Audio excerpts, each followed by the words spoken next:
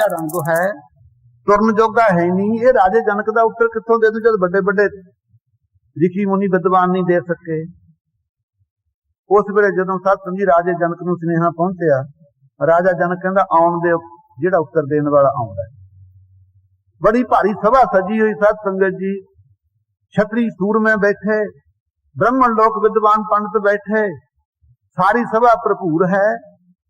जिस वेले प्रवेश होया सोटी दे आसरे हौली हौली बल पैंदे शरीर च जा रहा सभा च नूं, सभा च प्रवेश होने की देर सी, सारी सभा खिड़खिड़ करके हस भी एडे एडे विद्वान बैठे, सानू तां इहदा प्रश्न का उत्तर नहीं आउंदा भी ये सच्चा कि वो सच्चा, भी ये निका जिहा मुंडा की हंकार करदा है। जिस वेले सारी सभा हसी उहदे शरीर नूं देख के, मार के सोटी धरती दे उत्ते कहंदा रह जा राजा जनक, तेरी जितनी सभा चमारां दी बैठी है।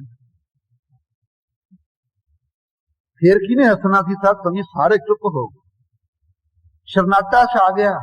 राजा जनक कहंदा हे बालके, मेरी सभा दे अंदर बड़े बड़े सूरमे छतरी बैठे हैं, मेरी सभा सभाएमान बड़े बड़े पूजनीक विद्वान बैठे हैं, तू किस व्यक्ति दे नाल चमारां दी सभा कही है? कहंदा राजा जनक, तैनूं दुनिया ज्ञानवान कहंदी, सोच थोड़ा जिहा बिरती टका करके भरम दे विच फसिया होया। इन्हां लोकां दी सारियां दी चम दृष्टि है, मेरे ज्ञान च तां नहीं बल पैंदा, मेरे चम च बल पैंदा, मैनूं देख के हसे ने। चम नहीं तां इह चम दृष्टि वाला चमार होया करदा। सारे चुप करके झूठे हो गए साध संगत। फिर राजा जनक कहंदा चंगा मैनूं दस फिर ये सच्चा कि वो सच्चा। उस वेले साध संगत जी अष्टावक्र कहंदा जैसा वो तैसा ये, जिहा जिहा सपना झूठा सी आ संसार भी उह जिहा झूठा ही है। राजे जनक दे जद ही कपाट खुल गए साध संगत, नीवी पा गया, उठ के तख्त तो साध संगत जी ओदे चरनां ते मत्था टेकिया। अष्टावक्र सिमरती है, साइयां सिमरतियां ने निरोल ज्ञान का कथन करती है। उस वेले कहंदा जी मैनूं उपदेश दिओ। कहंदा उपदेश फेर देऊं, पहले जा पाप कीता सारियां नूं रिहा कर, जिन्ने विद्वान सी साध समझी रिहा करवा ले। कहंदा हुण दे दिओ। कहंदे देवांगे तां तैनूं पता जी तूं जिहदे कोलों उपदेश लईदा उहनूं गुरु भी धारीदा, पहलां तां मैनूं गुरु भी धारिया। कहंदा दस मैं जी गुरु मैं तुहानूं गुरु मनदा, कृपा करो मैनूं उपदेश दे। उस वेले साध संगत जी कहंदे चंगा फिर गुरु नूं, फिर जे मैनूं गुरु धारिया तां अर्प भी कुछ। कहंदे जो महाराज तुसीं कहो उही अर्प दिना है। कहंदे तन मन धन अर्प दे, जिहड़ा आपां कहंदे मन बेचिया सतगुर के पास। राजा जनक कहंदा जी लो अर्प दिना। अर्पणा बेअंत औखा साध संगत जी, जिद्दण आपां भी अर्प देंगे ना उदण ही ज्ञान हो जाएगा। तन अर्पणा सुखाला, शरीर घर त्याग देंगे, इत्थे सारी जिंदगी निष्काम होकर सेवा करी जावांगे। धन अर्पणा सुखाला, चलो सब कुछ धन दा, जे नहीं घर कोई होऊगा सब गुरु घर भेटा कर देंगे। मन नहीं अर्पिया जांदा साध संगत। उस वेले कहण लगा चंगा मैं तेनूं तन मन धन अर्पिया। राजा जनक कहंदा मैनूं उपदेश दे। कहण लगे उपदेश दिना, कित्थे देवां? कहंदा मैनूं घोड़े ते चढ़दे दे।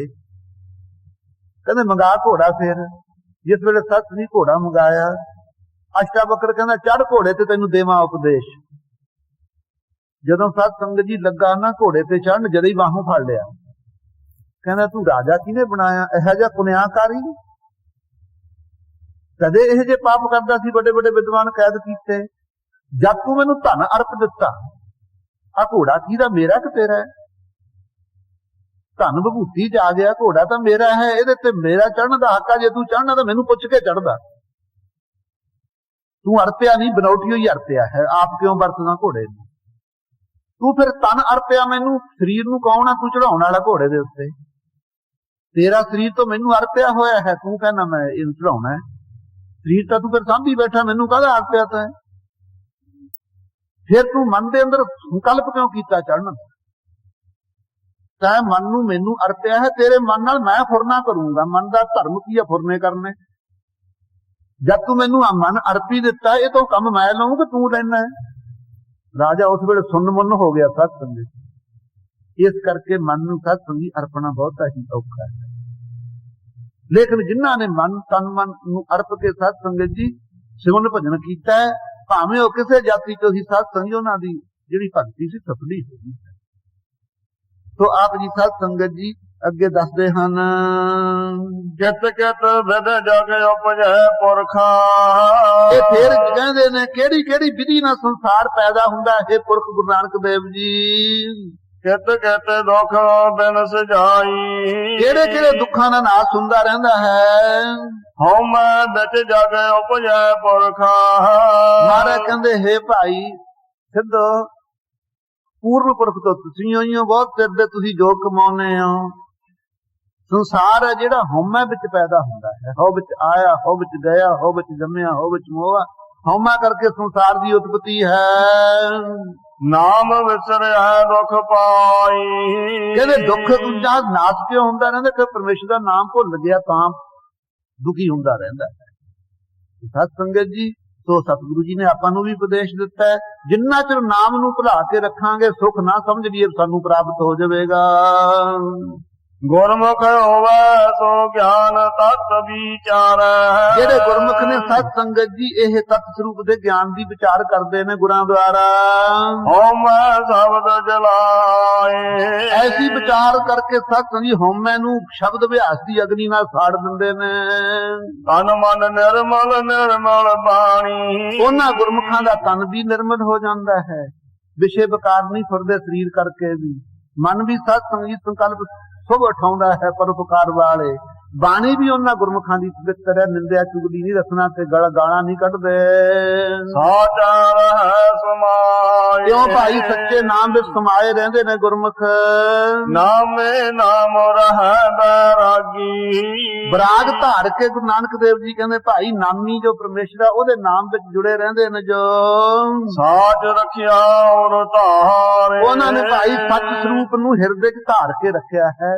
ਸੱਚੇ ਤੋਂ ਬਿਨਾਂ ਕਿਸੇ ਨੂੰ ਸਮਝਦੇ ਹੀ ਨਹੀਂ। ਨਾਨਕ ਬਿਨ ਨਾਮੈ ਜੋਗ ਕਦੇ ਨਾ ਹੋਵੇ।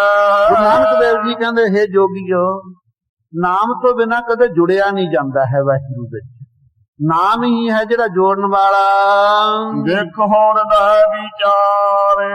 ਇਹ ਆਪਦੀ ਹਿਰਦੇ 'ਚ ਵਿਚਾਰ ਕਰਕੇ ਦੇਖ ਲਓ। ਜਿੰਨੇ ਤੁਸੀਂ ਪ੍ਰਸ਼ਨ ਕੀਤੇ ਸੀ ਅਸੀਂ ਉੱਤਰ ਦਿੰਦੇ ਰਹੇ ਹਾਂ। ਤੁਸੀਂ ਪਰਖ ਲਿਓ ਬਈ ਜਿੰਨਾ ਚਿਰ ਤੁਸੀਂ ਨਾਮ 'ਚ ਨਹੀਂ ਨਾ ਜੁੜਦੇ, ਯੋਗ ਸਾਧਨ ਲੱਖ ਕਰੀ ਜਾਇਓ, ਇਹ ਤੁਹਾਡਾ ਅਗਰਭਤ ਯੋਗ ਹੀ ਹੈ। ਲੇਕਿਨ ਜੇ ਤੁਸੀਂ ਯੋਗ ਨੂੰ ਸਫਲਾ ਕਰਨਾ ਸਗਰਭਤ ਯੋਗ ਬਣਾਓ। ਸਗਰਭਤ ਯੋਗ ਉਹ ਹੁੰਦਾ ਜਿਹੜਾ ਸਾਧ ਸੰਗੀ ਨਾਲ ਸਿਮਰਨ ਕਰੀਏ ਯੋਗ ਜੁੜ ਕਰ। ਖਾਲਸਾ ਤੁਰਿਆ ਕਹਿੰਦਾ ਉਹ ਆ ਉਦੋਂ ਵੀ ਗੰਦਾ ਕਹਿੰਦਾ।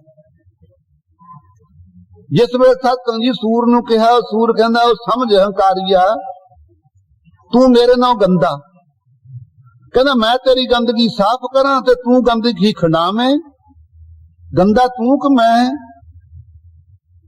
ਕਹਿੰਦਾ ਗੁਰੂ ਸਾਹਿਬ ਦਾ ਫਰਮਾਨ ਨਹੀਂ ਸੁਣਿਆ, ਕਬੀਰ ਸਾਕਤ ਤੇ ਸੂਕਰ ਭਲਾ ਰੱਖੈ ਅੱਛਾ ਗਾਓ। ਉਹ ਸਾਕਤ ਬਪੜਾ ਮਰ ਗਿਆ ਕੋਈ ਨਾ ਲਹਿ ਨਾਓ। ਵੀਰ ਸਾਹਿਬ ਨੇ ਕਿਹਾ ਸਾਕਤ ਪੁਰਸ਼ ਹੰਕਾਰੀ ਤੋਂ ਸੂਰ ਚੰਗਾ ਹੈ। ਉਹ ਗੰਦਗੀ ਸਾਫ਼ ਤਾਂ ਕਰਦਾ, ਇਹ ਗੰਦਗੀ ਫੈਲਾਉਣ ਤੇ ਰਹਿੰਦਾ ਹਰ ਵੇਲੇ। ਕਹਿੰਦਾ ਕੋਈ ਸ਼ਰਮ ਕਰ, ਮੈਨੂੰ ਗੰਦਾ ਕਹਿਣਾ। ਸੂਰ ਕਹਿੰਦਾ ਤੂੰ ਮੈਨੂੰ ਗੰਦਾ ਕਹਿ ਕੇ ਫੇਰ ਵੀ ਮੇਰਾ ਮਾਸ ਖਾਣੋਂ ਨਹੀਂ ਹਟਦਾ, ਤੈਨੂੰ ਸ਼ਰਮ ਨਹੀਂ ਆਉਂਦੀ? ਬੜਾ ਢੀਠ ਜਿਹਾ ਹੋਇਆ ਸਤ ਸੰਗਤ ਜੀ। ਪਰ ਸ਼ਰਮ ਤਾਂ ਉਹਨਾਂ ਨੂੰ ਹੁੰਦੀ ਹੈ ਜਿਨ੍ਹਾਂ ਦੇ ਅੰਦਰ ਅਣਖ ਹੋਵੇ। ਸਾਖਤ ਪੁਰਸ਼ ਨੂੰ ਸਤ ਸੰਗੀ ਕਾਹਦਾ ਹੈ?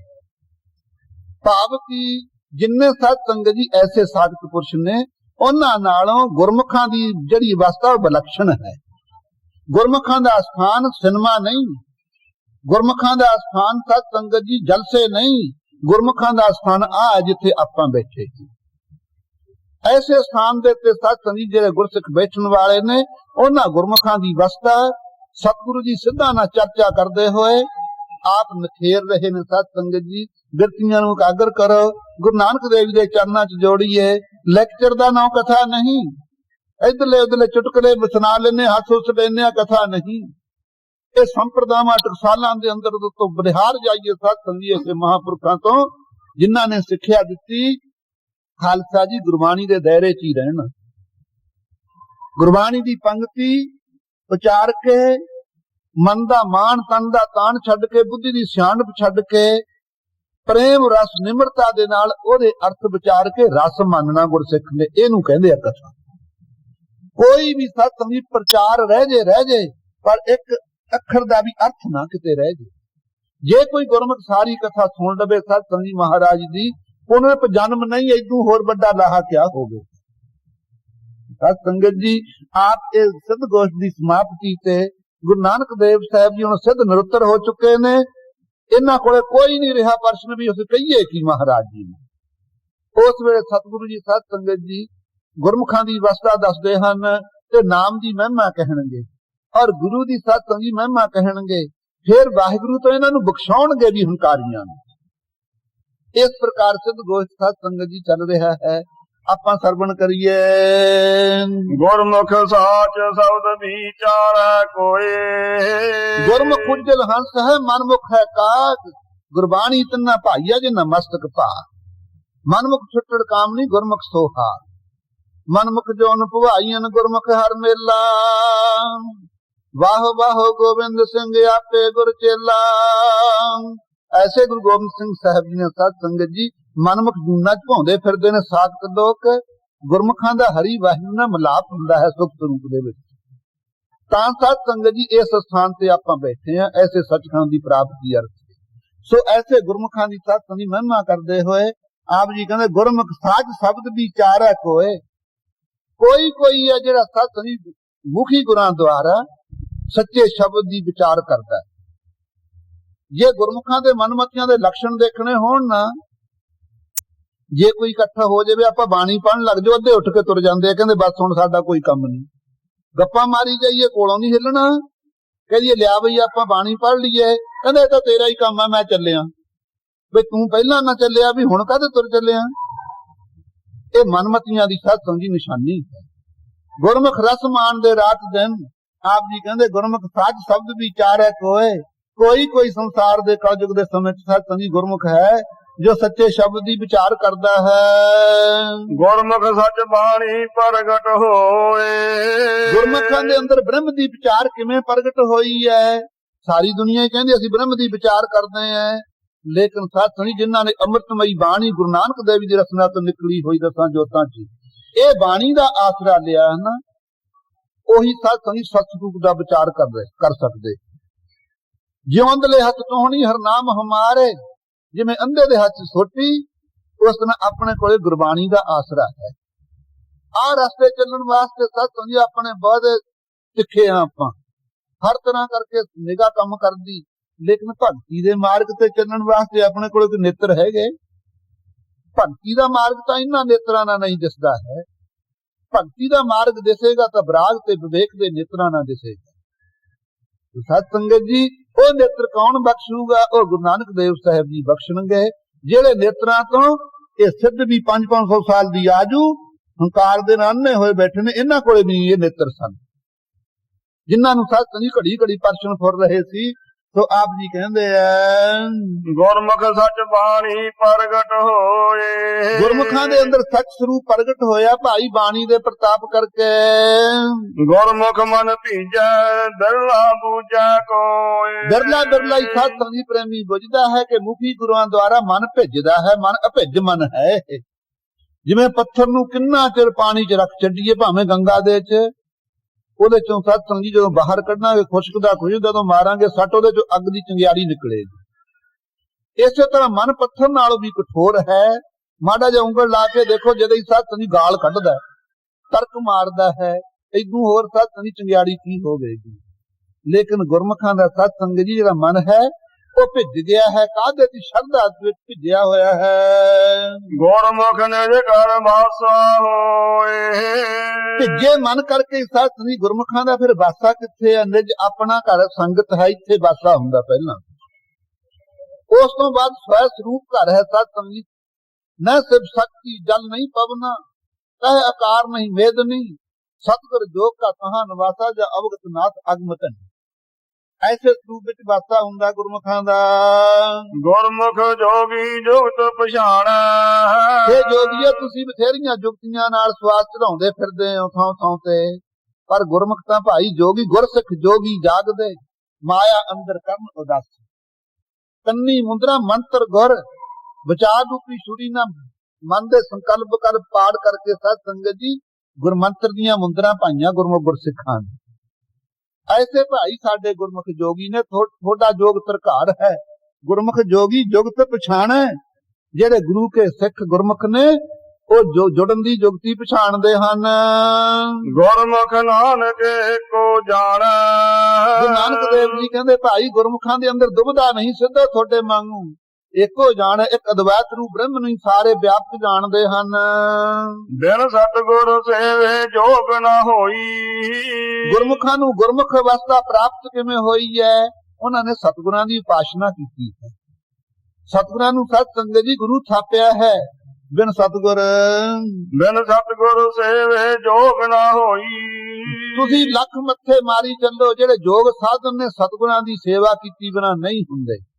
ਔਰ ਸਤਿਗੁਰਾਂ ਦੀ ਸੇਵਾ ਤੋਂ ਬਿਨਾਂ ਜੋਗ ਜੁੜਿਆ ਵੀ ਨਹੀਂ ਜਾਂਦਾ ਹੈ। ਬਿਨ ਸਤਿਗੁਰ ਭੇਟੇ ਮੁਕਤ ਨਾ ਕੋਈ। ਕੋਈ ਵੀ ਸਤਿਗੁਰਾਂ ਦੇ ਗਲਿਆਂ ਤੋਂ ਬਿਨਾਂ ਕੋਈ ਮੁਕਤ ਨਹੀਂ, ਛੁੱਟਿਆ ਨਹੀਂ ਸੰਸਾਰ ਮੋਹ ਤੋਂ।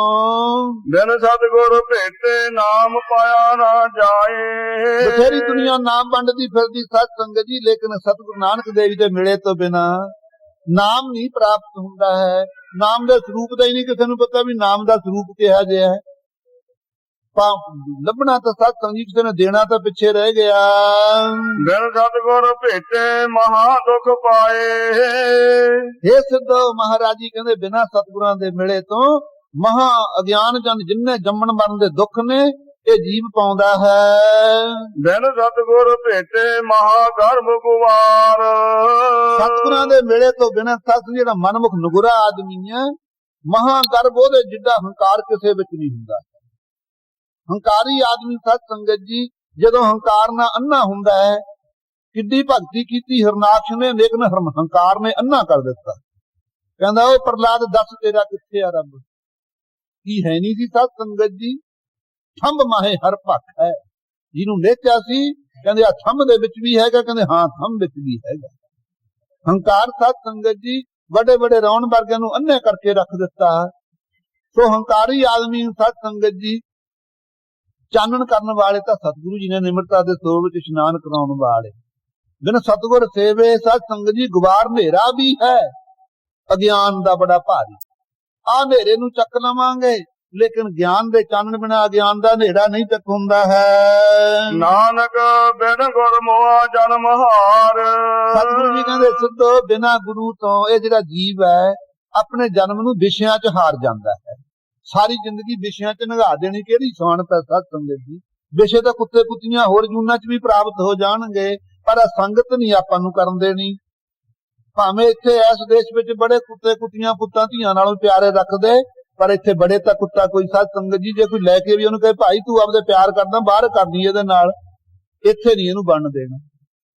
ਤੇ ਸਤ ਸੰਗਤ ਜੀ ਉਹਨੂੰ ਪਦਾਰਥ ਗਰੀਬ ਨੂੰ ਨਹੀਂ ਨਸੀਬ, ਉਹ ਕੁੱਤੇ ਨੂੰ ਨਸੀਬ ਨੇ। ਪਦਾਰਥ ਮਿਲ ਜਾਣਗੇ ਹੋਰ ਜੂਨਾਂ 'ਚ, ਲੇਕਿਨ ਆ ਨਹੀਂ ਸਤ ਸੰਗਤ ਜੀ ਸੰਗਤ ਨਹੀਂ ਪ੍ਰਾਪਤ ਹੋਵੇਗੀ, ਨਾਮ ਨਹੀਂ ਮਿਲੇਗੀ। ਪਦੋ ਪੰਕਤੀ ਇਹੀ ਨਾਨਕ ਬਿਨ ਗੁਰ ਮੋਆ ਜਨਮ ਹਾਰ। ਕਿਉਂ ਵਿਸ਼ਿਆਂ ਵਿੱਚ ਲਾ ਕੇ ਸਤ ਸੰਗਤ ਜੀ ਜਨਮ ਨੂੰ ਹਾਰ ਜਾਂਦਾ ਹੈ ਔਰ ਅੰਤ ਨੂੰ ਮਰ ਜਾਂਦਾ ਪਛਤਾਉਂਦਾ। ਗੁਰਮੁਖ ਮਨ ਜੀਤਾ ਹਉ ਮੈਂ ਮਾਰ। ਸਭ ਤੋਂ ਵੱਡਾ ਮਨ ਜਿੱਤਣਾ ਹੀ ਔਖਾ। ਭਰਤਰੀ ਨੇ ਵੀ ਕਿਹਾ ਮਨ ਰਿਪ ਜੀਤਾ ਸਭ ਰਿਪ ਜੀਤੇ, ਮਨ ਰਿਪ ਜੀਤਾ ਸਭ ਰਿਪ ਜੀਤੇ। ਮਨ ਦੁਸ਼ਮਣ ਜਿਉਂਦਾ ਤਾਂ ਸਾਰੇ ਹੀ ਦੁਸ਼ਮਣ ਜਿਉਂਦੇ, ਜੇ ਮਨ ਦੁਸ਼ਮਣ ਜਿੱਤ ਲਿਆ ਤਾਂ ਸਾਰੇ ਹੀ ਦੁਸ਼ਮਣ ਜਿੱਤ ਲਏ। ਪਾਰਸਨਾਥ ਸਾਹਿਬ ਕਵੀ 10ਵੇਂ ਗੁਰੂ ਗ੍ਰੰਥ ਸਾਹਿਬ ਵਿੱਚ ਪ੍ਰਸੰਗ ਉਹਦਾ ਮਹਾਰਾਜ ਜੀ ਨੇ ਕਹਾਇਆ। ਪਾਰਸਨਾਥ ਸ਼ਿਵ ਜੀ ਦਾ ਅਵਤਾਰ ਮੰਨਿਆ, ਇਹਨੇ ਸਾਰੀ ਸ੍ਰਿਸ਼ਟੀ ਜਿੱਤ ਲਈ। ਸਭਾ 'ਚ ਹੰਕਾਰ ਨਾ ਕਹਿੰਦਾ ਕੋਈ ਐਸਾ ਹੈ ਜਿਹਨੂੰ ਮੈਂ ਨਹੀਂ ਜਿੱਤਿਆ। ਇੱਕ ਉੱਠ ਕੇ ਪ੍ਰੇਮੀ ਕਹਿੰਦਾ ਰਾਜਨ ਜਾਨ ਮਾਫ ਕਰੀ, ਕਿਤੇ ਮੈਨੂੰ ਨਾ ਤਖਤੇ ਤੇ ਚਾੜ ਦੇਈ। ਮੈਂ ਤੈਨੂੰ ਉਹ ਆਦਮੀ ਦੱਸਦਾ ਜਿਹੜਾ ਤੈਨੂੰ ਦੱਸੂਗਾ। ਕਹਿੰਦੇ ਦੱਸ। ਕਹਿੰਦੇ ਸਮੁੰਦਰ ਵਿੱਚ ਮਛੰਦਰ ਨਾਥ ਆਏ, ਉਹ ਤੈਨੂੰ ਦੱਸੂ ਤੂੰ ਕਿਹਨੂੰ ਨਹੀਂ ਜਿੱਤਿਆ। ਬੜਾ ਪਰਿਸ਼ਰਮ ਝੱਲ ਕੇ ਸਤ ਸੰਗੀ ਸਮੁੰਦਰ ਕੋਂਜਣੇ ਸ਼ੁਰੂ ਕੀਤੇ ਇਸਨੇ। ਉਸ ਵੇਲੇ ਵਰਨ ਦੇਵਤੇ ਨੇ ਆਵਾਜ਼ ਦਿੱਤੀ, ਹੇ ਪਾਰਸਨਾਥ, ਉਹ ਜਿਹੜਾ ਬਿਸ਼ੰਦਰਨਾਥ ਹੈ ਭਾਲਦਾ ਉਹ ਤਾਂ ਸ਼ੀਰ ਸਮੁੰਦਰ ਦੇ ਅੰਦਰ ਹੈ। ਉੱਥੇ ਪਹੁੰਚਿਆ, ਜੁਗਤੀ ਪੁੱਛੀ। ਕਹਿੰਦੇ ਜਦੋਂ ਨੇਤਰ ਖੋਲੇ ਨਾ ਉਸਨੇ, ਤੇਰੀ ਸਾਰੀ ਫੌਜ ਨੂੰ ਭਸਮ ਕਰ ਦੂ, ਇੰਨੀ ਦ੍ਰਿਸ਼ਟੀ ਵਿੱਚ ਬਰਕਤ ਹੈ। ਪਿਛਲੇ ਪਾਸੇ ਮੋਢੇ ਤੇ ਹੱਥ ਲਾ ਕਰਕੇ ਨੇਤਰ ਉਹਦੇ ਘਲਾਈ। ਇਹਨੇ 700 ਪੁੱਤਰਾ ਸਤ ਸੰਗ ਜੀ ਸੱਤਾ ਧਾਤਾ ਦਾ ਬਣਾਇਆ। ਜਦੋਂ ਮਛੰਦਰਨਾਥ ਮੱਛ ਪਾੜ ਕੇ ਕੱਢਿਆ, ਮੋਢੇ ਹਿਲਾਏ ਤਾਂ ਨੇਤਰ ਖੋਲਣ ਦੀ ਦੇਰ ਸੀ, ਸਾਰੇ ਭਸਮ ਕਰਕੇ ਰੱਖਤੇ ਪੁਤਲੇ। ਫੇਰ ਮੂਹਰੇ ਹੋ ਕੇ ਸੱਤ ਜੀ ਮੱਥਾ ਟੇਕ ਕੇ ਪੁੱਛਦਾ ਹੈ, ਕਹਿੰਦਾ ਮਛੰਦਰਨਾਥ ਜੀ ਕਿਰਪਾ ਕਰੋ, ਮੈਂ ਕਿਹਨੂੰ ਨਹੀਂ ਜਿੱਤਿਆ? ਕਹਿੰਦੇ ਤਾਂ ਆਪਣਾ ਮਨ ਹੀ ਨਹੀਂ ਜਿੱਤਿਆ, ਹੋਰ ਕੀ ਤੂੰ ਤੜਫਦਾ ਫਿਰਦਾ? ਜਦੋਂ ਹੀ ਅੱਖਾਂ ਖੁੱਲ ਗਈਆਂ ਪਾਰਸਨਾਥ ਦੀ, ਜਿਹੜਾ ਪਾਕਿਸਤਾਨ 'ਚ ਹੁਣ ਹਿੰਦੂ ਲੋਕ ਜਾਣ ਲੱਗੇ ਨਾ ਤੀਰਥ ਨੂੰ, ਕਟਾਖ ਰਾਜ ਤੀਰਥ ਦੇ ਉੱਤੇ ਪਾਰਸਨਾਥ ਸੜਕੇ ਮਰ ਗਿਆ ਚਿਖਾ ਦੇ ਉੱਤੇ, ਲੇਕਿਨ ਮਨ ਨਹੀਂ ਜਿੱਤ ਸਕਿਆ। ਐਡੇ ਵੱਡੇ ਅਵਤਾਰ ਜਿਹੜੇ ਮਨ ਨੂੰ ਕੰਟਰੋਲ ਨਹੀਂ ਕਰ ਸਕੇ, ਪਰ ਇੱਥੇ ਗੁਰਮੁਖ ਕੀਰਤਨ ਭਗਤੀ ਦੁਆਰਾ ਸੁਤੇ ਸਿੱਧੀ ਸਤ ਸੰਗਤ ਜੀ ਇਕਾਗਰ ਕਰ ਲੈਂਦੇ ਹੈ। ਇਹ ਬਰਕਤ ਗੁਰੂ ਨਾਨਕ ਦੇਵ ਜੀ ਦੇ ਘਰ ਵਿੱਚ ਹੈ। ਸੋ ਆਪ ਜੀ ਸਤ ਸੰਗਤ ਜੀ ਫਰਮਾਉਂਦੇ ਹੈ, ਪੜੋ ਪੰਕਤੀ ਇਹੀ, ਗੁਰਮੁਖ ਮਨ ਜੀਤਾ ਹਉਮੈ ਮਾਰ। ਗੁਰਮੁਖਾਂ ਨੇ ਵੀ ਮਨ ਕਿਵੇਂ ਜਿੱਤ ਲਿਆ? ਗੁਰਮੁਖਾਂ ਨੇ ਪਹਿਲਾਂ ਹਉਮੈ ਨੂੰ ਮਾਰਿਆ। ਹੋ ਵਿੱਚ ਆਇਆ, ਹੋ ਵਿੱਚ ਗਿਆ, ਹੋ ਵਿੱਚ ਜੰਮਿਆ, ਹੋ ਵਿੱਚ ਮੋਆ, ਹਉਮੈ ਨੂੰ ਮਾਰਿਆ ਗੁਰਮੁਖਾਂ ਨੇ। ਇਹ ਜੁਗਤੀ ਨਾਲ ਜਿੱਤਿਆ ਹੈ। ਗੁਰਮੁਖ ਸਾਚ ਰੱਖਿਆ ਉਧਾਰ। ਕਹਿੰਦੇ ਫੇਰ ਮਾਨਵਤਾ ਬੜਾ ਖਰਾਬ ਹੈ, ਕੇਰਾਂ ਜਿੱਤ ਲਈਏ ਫੇਰ ਇਹ ਆਪਾਂ ਨੂੰ ਹਾਰ ਦੇ ਦਿੰਦਾ ਹੈ। ਕਹਿੰਦੇ ਗੁਰਮੁਖ ਫਿਰ ਸੱਚੇ ਨਾਮ ਨੂੰ ਹਿਰਦੇ 'ਚ ਧਾਰ ਕੇ ਰੱਖਦੇ ਨੇ, ਤਾਂ ਇਹਨੂੰ ਦਬਾ ਕੇ ਰੱਖਦੇ ਹਨ। ਗੁਰਮੁਖ ਜਗ ਜੀਤਾ ਜਮਕਾਲ ਮਾਰ ਬਿਦਾਰ। ਗੁਰਮੁਖਾਂ ਨੇ ਸਤ ਸੰਗਤ ਜੀ ਸੱਚੇ ਸੰਸਾਰ ਨੂੰ ਸੱਚੇ ਨਾਮ ਦੇ ਆਸਰੇ ਜਿੱਤ ਲਿਆ ਹੈ। ਜਿਤਨਾ ਸੰਸਾਰ ਹੈ ਇਸ ਨੂੰ ਮਿਥਿਆ ਕਰ ਮਾਇਆ ਤਜੀ ਸੁਖ ਸਹਿਜ ਵਿਚਾਰ, ਇਸ ਨੂੰ ਮਿਥਿਆ ਰੂਪ ਕਰਕੇ ਸਤ ਸੰਗਤ ਜਿੱਤ ਲਿਆ ਹੈ। ਔਰ ਜਿਹੜਾ ਜਮਕਾਲ ਸਾਰਿਆਂ ਨੂੰ ਮਾਰਦਾ ਧਰਮ ਰਾਜਾ, ਕੋਈ ਐਸਾ ਆਦਮੀ ਨਹੀਂ ਜਿਹਦੀ ਮੌਤ ਨਾ ਕਰੇ, ਉਹਨੂੰ ਵੀ ਸਾਵਧਾਨ ਹੋ ਕੇ ਸਤ ਸੰਗਤ ਜੀ ਪਰੇ ਕਰ ਦਿੱਤਾ ਹੈ ਕਾਲ ਨੂੰ। ਗੁਰਮੁਖ ਦਰ ਕਹੈ ਨਾ ਆਵੈ ਹਾਰ। ਐਸੇ ਗੁਰਮੁਖਾਂ ਨੂੰ ਦੇਖ ਲਓ, ਇੰਨੀ ਸਿਫਤ ਸਤ ਦੀ ਗੁਰਮੁਖਾਂ ਦੀ ਹੈ। ਸੋ ਆਪ ਜੀ ਕਹਿੰਦੇ ਉਹਨਾਂ ਦਰਗਾਹ ਵਿੱਚ ਹਾਰ ਨਹੀਂ ਕਦੇ ਆਉਂਦੀ। ਭਾਵ ਜਿਸ ਵੇਲੇ ਲੇਖਾ ਪੱਤਾ ਹੁੰਦਾ ਪਰਲੋਕ ਵਿੱਚ, ਗੁਰਮੁਖਾਂ ਦੀ ਜਿੱਤ ਹੀ ਜਿੱਤ ਹੈ। ਗੁਰਮੁਖ ਮੇਲ ਮਲਾਏ ਤੋ ਜਾਣੈ। ਪਰ ਗੁਰਮੁਖ ਸਤ ਸੰਗਤ ਜੀ ਆਪਣੇ ਸਰੀਰ ਨੂੰ ਨਾ ਸੰਗਤ ਦੇ ਮੇਲ ਵਿੱਚ ਮਿਲਾ ਕੇ ਰੱਖਦੇ ਹੈ ਕਿ ਮਨ ਫੇਰ ਨਾ ਕਿਤੇ ਬੁੜਕ ਪਵੇ, ਸਾਨੂੰ ਤੰਗ ਨਾ ਕਰੇ। ਇਹਨੂੰ ਦਬਾਉਣ ਵਾਸਤੇ ਕੋਈ ਸਾਧੂ ਸੀ ਸਤ ਸੰਗਤ ਜੀ, ਡੱਡੂ ਸੁੱਕਿਆ ਪਿਆ ਦੇਖ ਲਿਆ ਉਸਨੇ, ਮਨ ਵਿੱਚ ਤਰਸ ਆਇਆ ਵੀ ਕਹਿੰਦੇ ਆ ਗੰਗਾ ਜੇ ਫੁੱਲ ਪੈ ਜਾਣ ਤਾਂ ਉਧਾਰ ਹੋ ਜਾਂਦਾ ਹੈ। ਜੇ ਮੈਂ ਸਾਬਤਾ ਰੱਖ ਛੱਡਿਆ ਤਾਂ ਸਿੱਖ ਸੇਵਕ ਆਉਣਗੇ, ਕਹਿਣਗੇ ਕਰੰਗ ਕਿੱਥੇ ਰੱਖਿਆ ਡੱਡੂ ਦਾ, ਵੀ ਪੀਸ ਕੇ ਰੱਖ ਲੈਣਾ ਪੁੜੀ 'ਚ, ਜਦੋਂ ਕਿਤੇ ਗੰਗਾ ਤੇ ਜਾਊਂ ਉੱਥੇ ਇਹਦੇ ਅਸਤੀਆਂ ਪਾ ਦੂੰ, ਇਹਦਾ ਭਲਾ ਹੋ ਜੂ। ਪਰਉਪਕਾਰ ਚਿਤ ਪਿਆ, ਉਹ ਪੁੜੀ 'ਚ ਸਤ ਸੰਗਤ ਜੀ ਉਹਦਾ ਰਗੜ ਕੇ ਨਾ ਉਸ ਦੀਆਂ ਹੱਡੀਆਂ ਡੱਡੂ ਦੀਆਂ ਆਪਦੇ ਆਸਣ ਥੱਲੇ ਤਪੜੀ ਥੱਲੇ ਸਾਧੂ ਨੇ ਰੱਖ ਲਈਆਂ।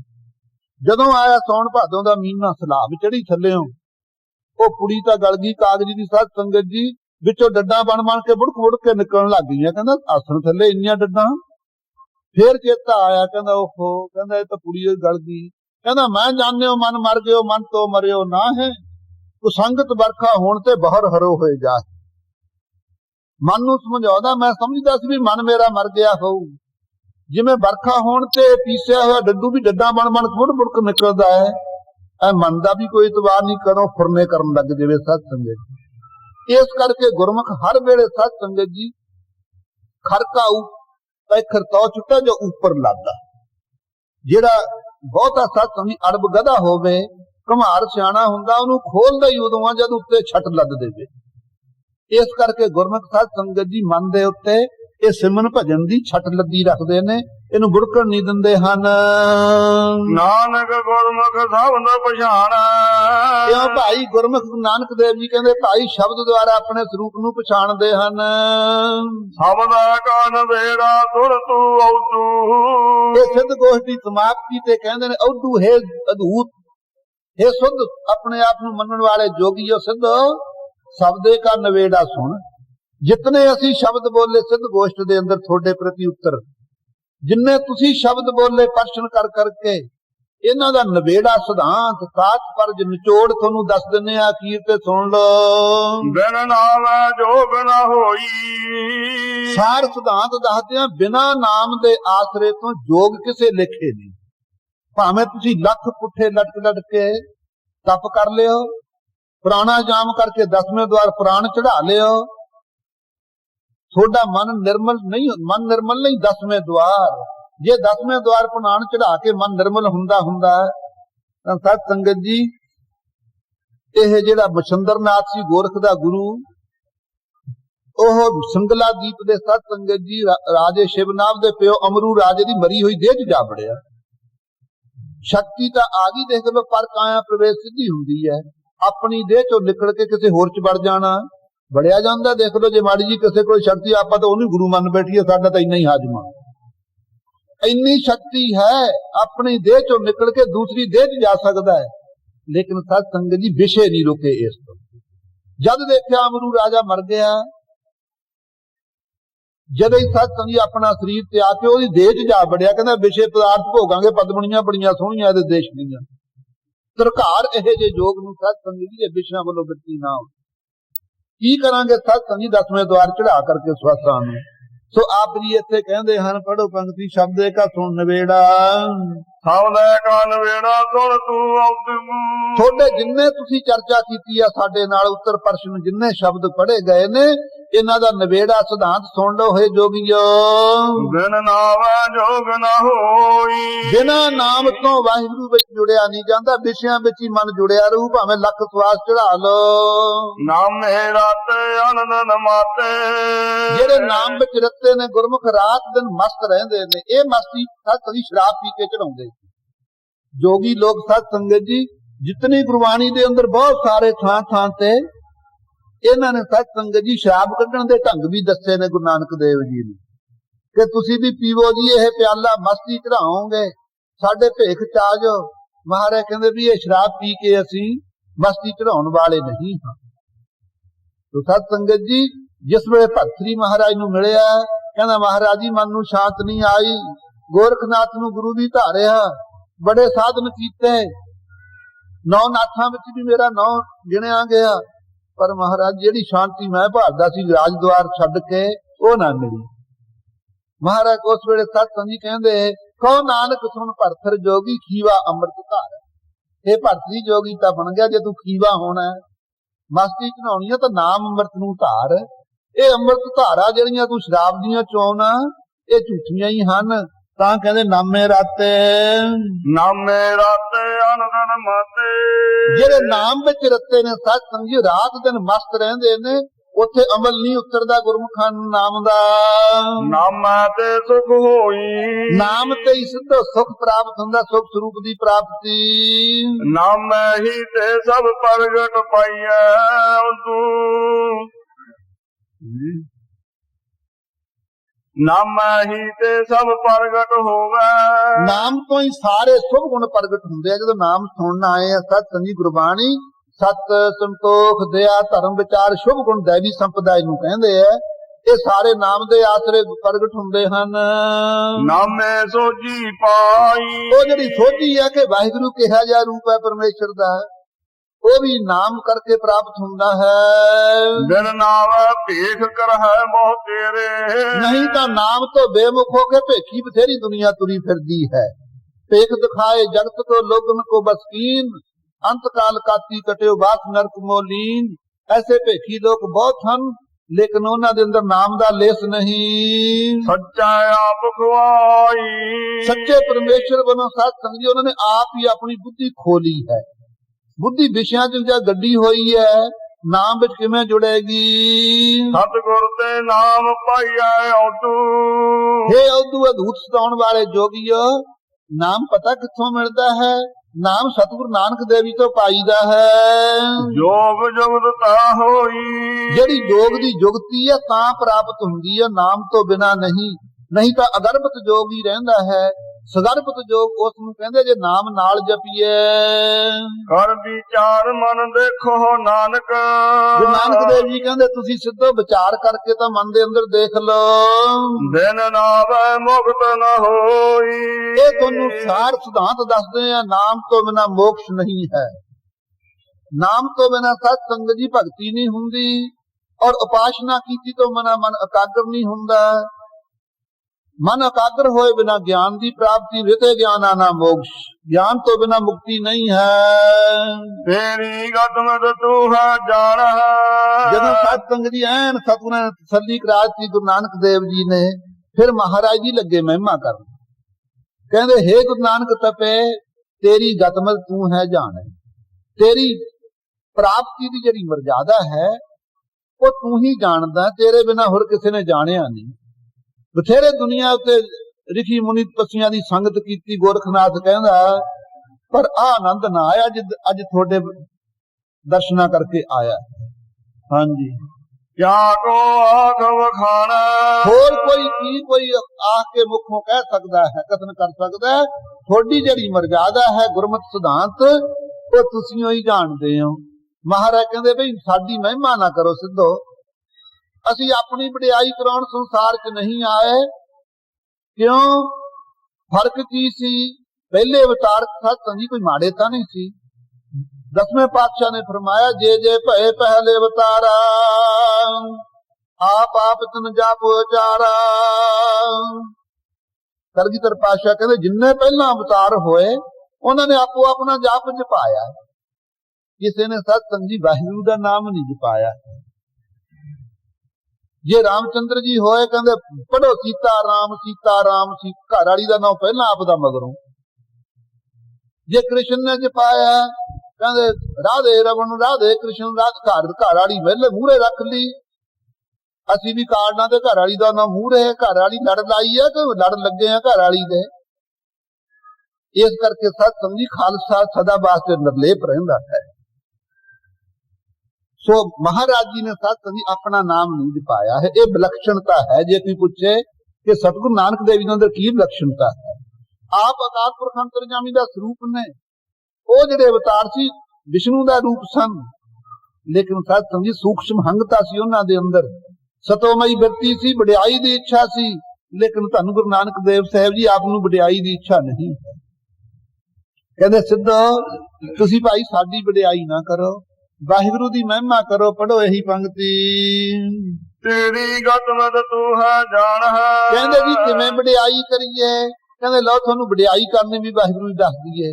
ਜਿੱਥੇ ਤੁਹਾਡੇ ਔਖੇ ਔਖੇ ਪ੍ਰਸ਼ਨਾਂ ਦੇ ਉੱਤਰ ਦਿੱਤੇ ਨੇ, ਮੈਣ ਕੇ ਦੰਤ ਕਿਉਂ ਖਾਈਏ ਸਾਰ, ਮੋਮ ਦੇ ਦੰਦਾਂ ਨਾਲ ਲੋਹਾ ਕਿਵੇਂ ਚੱਬੀਏ, ਇਹ ਜੇ ਔਖੇ ਪ੍ਰਸ਼ਨ ਤੁਸੀਂ ਕਰਦੇ ਰਹੇ।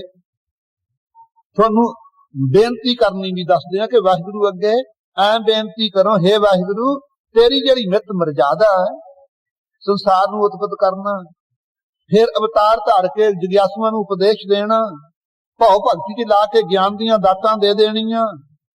ਐਸੀ ਜਿਹੜੀ ਮਹਾਰਾ ਆਪਦੀ ਪ੍ਰਾਪਤੀ ਦੀ ਮਰਜ਼ਾਦਾ ਹੈ ਵਾਹਿਗੁਰੂ ਤੂੰ ਹੀ ਜਾਣਦਾ ਹੈ। ਕਿਆ ਕੋ ਆਖ ਵਖਾਣਾ, ਹੋਰ ਤੇਰੇ ਬਿਨਾ ਪਰਮੇਸ਼ਰ ਕੋਈ ਕੀ ਕਹਿ ਸਕਦਾ ਮੁਖੋਂ। ਤੂੰ ਆਪੇ ਗੁਪਤਾ ਆਪੇ ਪ੍ਰਗਟ, हे ਵਾਹਿਗੁਰੂ ਤੂੰ ਨਿਰਗੁਣ ਸਰੂਪ ਆਪ ਹੀ ਗੁਪਤ ਹੋ ਰਿਹਾ ਹੈ। ਨਾ ਰਾਗੰਗ ਨਾ ਰੂਪੰਗ ਨਾ ਰੰਗੰਗ ਨਾ ਰੇਖੰਗ, ਐਸੇ ਸਰੂਪ ਵਿੱਚ ਤੂੰ ਆਪ ਹੀ ਗੁਪਤ ਹੈ। ਸਾਕਾਰ रूप हो करके सरगुण स्वरूप करके आप प्रगट हैं। आपे सब रंग माना, जदों सरगुण स्वरूप धारदा आप ही रंग कहिए आनंद नूं भी तू ही मानदा है। जोगन मैं तू जोगी कहिए, भोगन मैं भोगी, गृहस्थ मैं तू बड़ो गृहस्थी। इत्यादि सत संगत जी आप आनंद तरह तरह के कौतुक भी तू मानदा है। नानक सिद्ध गुरु बहु चेले, हे अकाल पुरख अंतरजामी सिद्धो ऐ वाहिगुरू अगे बेनती करो, असी भी करते हाँ। साधक साधन करने वाले लोग परमेश्वर की प्राप्ति वास्ते, सिद्ध लोग जेड़े अपने आप नूं मुक्त रिधियां सिद्धियां वाले खवाउंदे, और गुरु गोरखनाथ वर्गे जेड़े बहुते चेले बनाउण वाले, जिन्हां दी बिरती रहिंदी है असी चेले बहुते बनाईए साडी वडियाई होवे। तो सत संगत जी चेले बनाने तो आउंदे, पर चेले नूं गुरु नहीं किसी नूं बनाउणा आउंदा। ये गुरु नानक देव गुरु गोबिंद सिंह साहब जी ने आया। सत संगत जी खालसा चेला सी, महाराज जी ने कहा खालसा अकाल पुरख की फौज, अकाल पुरख की फौज है। खालसा मेरो सज्जन सूरा, खालसा मेरो सतगुर पूरा। जिथे चेला बना लिया उत्थे सत जी गुरु नहीं आपां नूं बनाया है। धन ऐसे सतगुरां दी सत संगत जी रसना तो बलिहार कुर्बान जाइए। गोरखनाथ वर्गे गुरु बथेरे होए, चेले भी बड़े मुन्ने, पर चेलियां नूं गुरु ना बनाया, उन्होंने चेले ही रखिया। ये सिफतां सत संगत जी विलक्षणता गुरु नानक देव दे घर विच है। बड़े ये जे गुरु इक टकी निकलदे हन, खोज तुसर है मुरमान, ये भालदे की ने, हे वाहिगुरू तेरे हुक्म नूं भालदे ने, तेरा हुक्म ना कहिया जाई। ਹੁਕਮ ਨਹੀਂ ਲੱਭਦਾ ਤੇਰਾ। ਮਾਗ ਹੈ ਨਾਮ ਪਾਏ ਭਿਖਿਆ। ਕੀ ਮੰਗਦੇ ਨੇ ਜਿੰਨੇ ਸਾਧਕ ਸਿੱਧ ਗੁਰੂ ਚੇਲੇ ਆਦਿਕ, हे ਵਾਹਿਗੁਰੂ ਤੇਰੇ ਕੋਲੋਂ ਨਾਮ ਮੰਗਦੇ ਨੇ। ਇਹ ਭਿਖਿਆ ਭਾ ਦੇ ਸਾਰਿਆਂ ਨੂੰ, ਜਿੰਨੇ ਸੰਸਾਰ ਦੇ ਜੀਵ ਨੇ, ਇਹਨਾਂ ਨੂੰ ਵਾਹਿਗੁਰੂ ਸਾਡੇ ਵੱਲੋਂ ਬੇਨਤੀ ਹੈ। ਗੁਰੂ ਨਾਨਕ ਦੇਵ ਜੀ ਕਹਿੰਦੇ ਨਾਮ ਦੀ ਭਿਖਿਆ ਪਾ ਦਿਓ। ਕੀ ਕਰਨ, ਗੁਰੂ ਨਾਨਕ ਦੇਵ ਜੀ ਕੋਲੇ ਨਾਮ ਨਹੀਂ ਹੈ। ਐਡੇ ਵੱਡੇ ਸਿੱਧਾਂ ਨੂੰ ਸਾਧ ਸੰਗਤ ਜੀ ਠੰਡੇ ਬਰਫ਼ ਚ ਲਾ ਦਿੱਤਾ ਉੱਤਰ ਦੇ ਦੇ ਕੇ, ਪਰ ਫੇਰ ਵੀ ਸਾਧ ਸੰਗਤ ਜੀ ਵਾਹਿਗੁਰੂ ਕੋਲੋਂ ਨਾਮ ਮੰਗ ਕੇ ਬੇਨਤੀ ਕਰਦੇ ਹੈ, हे ਮਹਾਰਾਜ ਇਹਨਾਂ ਨੂੰ ਨਾਮ ਦੇ ਦਿਓ ਸਿੱਧਾਂ ਨੂੰ। ਇੱਥੇ ਮਾੜਾ ਜਿਹਾ ਕੋਈ ਹੁੰਦਾ ਕਹਿੰਦਾ ਮੈਂ ਤੈਨੂੰ ਦੇਊਂਗਾ ਤੈਨੂੰ ਨਾਮ। ਸੋ ਨਾਮ ਦਾ ਖਜ਼ਾਨਾ ਸਾਧ ਸੰਗਤ ਜੀ ਗੁਰੂ ਨਾਨਕ ਦੇਵ ਜੀ ਦੇ ਪਾਸ ਹੈ, ਪਰ ਫੇਰ ਵੀ ਨਿਮਰਤਾ ਨਾਲ ਕਹਿੰਦੇ ਨੇ, हे ਵਾਹਿਗੁਰੂ ਇਹਨਾਂ ਨੂੰ ਭਿਖਿਆ ਨਾਮ ਦੀ ਪਾ ਦਿਓ ਸਿੱਧਾਂ ਨੂੰ। ਤੇਰੇ ਦਰਸ਼ਨ ਕੋ ਕੁਰਬਾਨ। हे ਵਾਹਿਗੁਰੂ ਤੇਰੇ ਦਰਸ਼ਨਾਂ ਤੋਂ ਕੁਰਬਾਨ ਬਲਿਹਾਰ ਜਾਂਦੇ ਹਾਂ। ਅਬਨਾਸੀ ਪ੍ਰਭ ਖੇਲ ਰਚਾਇਆ। ਸਮਾਪਤੀ ਤੇ ਕਹਿੰਦਾ, हे ਅਬਨਾਸੀ ਨਾਸ ਤੋਂ ਰਹਿਤ ਬ੍ਰਹਮ ਪਰਮੇਸ਼ਰ, हे ਪ੍ਰਭੂ ਸਮਰੱਥ ਭੂਮਾ ਰੂਪ ਬ੍ਰਹਮ, ਤੂੰ ਹੀ ਤੱਤਾਂ ਦਾ ਪਰਾ ਰੂਪ ਹੈ, ਤੂੰ ਹੀ ਭੂਆਦਿਕ ਤੱਤਾਂ ਨੂੰ ਰੱਜ ਕਰਕੇ ਆ ਖੇਲ ਰਚਾਇਆ ਸ੍ਰਿਸ਼ਟੀ ਦਾ। ਗੁਰਮੁਖ ਸੋਝੀ ਹੋਈ। ਇਹ ਗਿਆਤ ਕਿਹਨੂੰ ਹੋਈ ਹੈ ਕਿ ਤਹੀਂ ਆ ਸ੍ਰਿਸ਼ਟੀ ਦਾ ਖੇਲ ਰਚਾਇਆ? ਗੁਰਮੁਖਾਂ ਨੂੰ ਸੋਝੀ ਹੋਈ ਹੈ, ਹੋਰ ਨਹੀਂ ਕਿਸੇ ਨੂੰ। ਗੁਰਮੁਖ ਕੌਣ ਨੇ? ਜਿਨ੍ਹਾਂ ਨੇ ਭਾਈ ਗੁਰੂ ਨਾਨਕ ਦੇਵ ਜੀ ਨੂੰ ਗੁਰੂ ਧਾਰਿਆ ਹੈ। ਨਾਨਕ ਸਭ ਜੁਗ ਆਪੇ ਵਰਤਾ।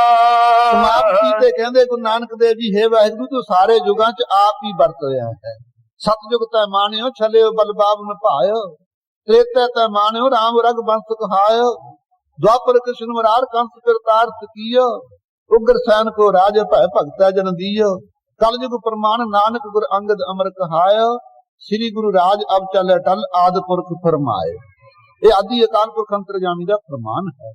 ਤੋ हे ਵਾਹਿਗੁਰੂ ਤੂੰ ਸਾਰੇ ਯੁੱਗਾਂ ਚ ਆਪ ਹੀ ਵਰਤ ਰਿਹਾ ਹੈ। ਦੂਜਾ ਅਵਰ ਨ ਕੋਈ। ਤੇਰੇ ਬਿਨਾ ਹੋਰ ਸਮਰੱਥ ਦੂਸਰਾ ਕੋਈ ਨਹੀਂ ਹੈ। हे ਅਕਾਲ ਪੁਰਖ ਅੰਤਰਜਾਮੀ, ਇਹ ਸਿੱਧਾਂ ਦਾ ਹੰਕਾਰ ਨਿਕਲ ਗਿਆ ਹੈ। ਕਿਰਪਾ ਕਰੋ ਇਹਨਾਂ ਦੇ ਹਿਰਦੇ ਚ ਨਾਮ ਦੀ ਬਖਸ਼ਿਸ਼ ਕਰ ਦਿਓ। ਸਾਧ ਸੰਗਤ ਜੀ ਐਸਾ ਸਿੱਧ ਗੋਸ਼ਟ ਬਾਣੀ ਦੁਆਰਾ ਇਹਨਾਂ ਸਿੱਧਾਂ ਨੂੰ, ਸਾਧ ਸੰਗਤ ਹੰਕਾਰੀਆਂ ਨੂੰ ਨਿਮਰਤਾ ਦੇ ਸਰੋਵਰ ਚ ਇਸ਼ਨਾਨ ਕਰਾ ਕੇ ਆਪ ਜੀ ਨੇ ਅੰਮ੍ਰਿਤਮਈ ਸਾਧ ਸੰਗਤ ਨਾਮ ਦੀ ਵਰਖਾ ਕੀਤੀ। ਅੱਜ ਦੁਨੀਆ ਖੁਨਕ ਨਾਮ ਖੁਦਾਇਆ, ਠੰਡ ਪਾਉਣ ਵਾਲਾ ਨਾਮ ਸਾਧ ਸੰਗਤ ਇਹਨਾਂ ਦੇ ਹਿਰਦੇ ਚ ਰਚਾ ਦਿੱਤਾ। ਐਸੇ ਭਾਈ ਸਤਿਗੁਰੂ ਨਾਨਕ ਦੇਵ ਸਾਹਿਬ ਜੀ ਆਪ ਹਨ।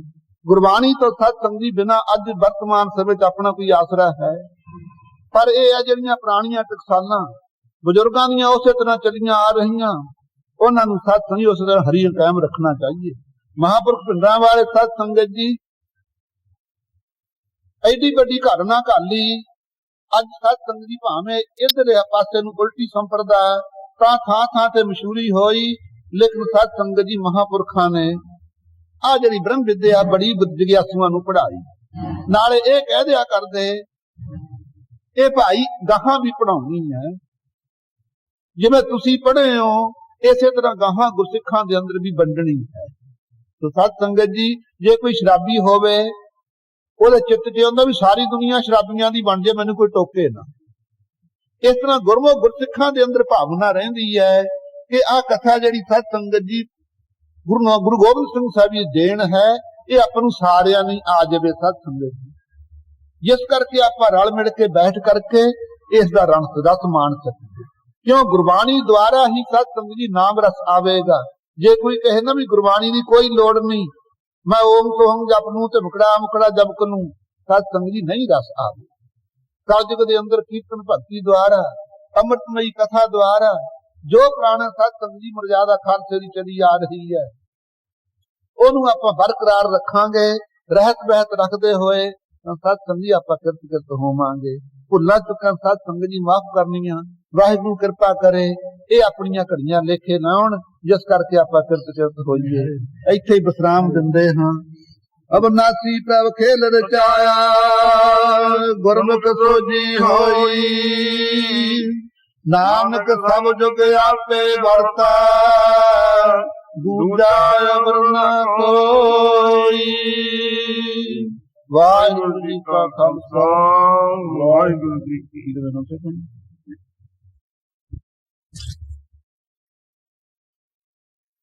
ਦੇ ਦਰਸ ਮਨ ਚਾਓ ਭਗਤੇ ਮਨ ਠਹਿਰਾਵੈ, भले चिराग दिहार में सब कल उदरी एक नाम धर्म, प्रगट सगल हर भवन में जन नानक गुर पार बहिमा। होए सिफत खसम दी नूरे अरसों कुरसों झटिया, तुद डिठे सच्चे पातशाह मल जन्म जन्म दी कटिया। वाहिगुरु जी का खालसा वाहिगुरु जी की फतेह। परम सत्कारयोग सत्संगी जनों, अकाल पुरख अंतरजामी पतत पावन कृपा निधान दीना बंधु भगत बच्चन सतगुरु नानक देव साहिब जी पार कृपा दा सदका सारे माई भाई संगत दे रूप च आपां गुरु के दरबार विच हाजिर होए हां। लेकिन हाजिर होने दा प्रयोजन वो सब दा वखरा वखरा है।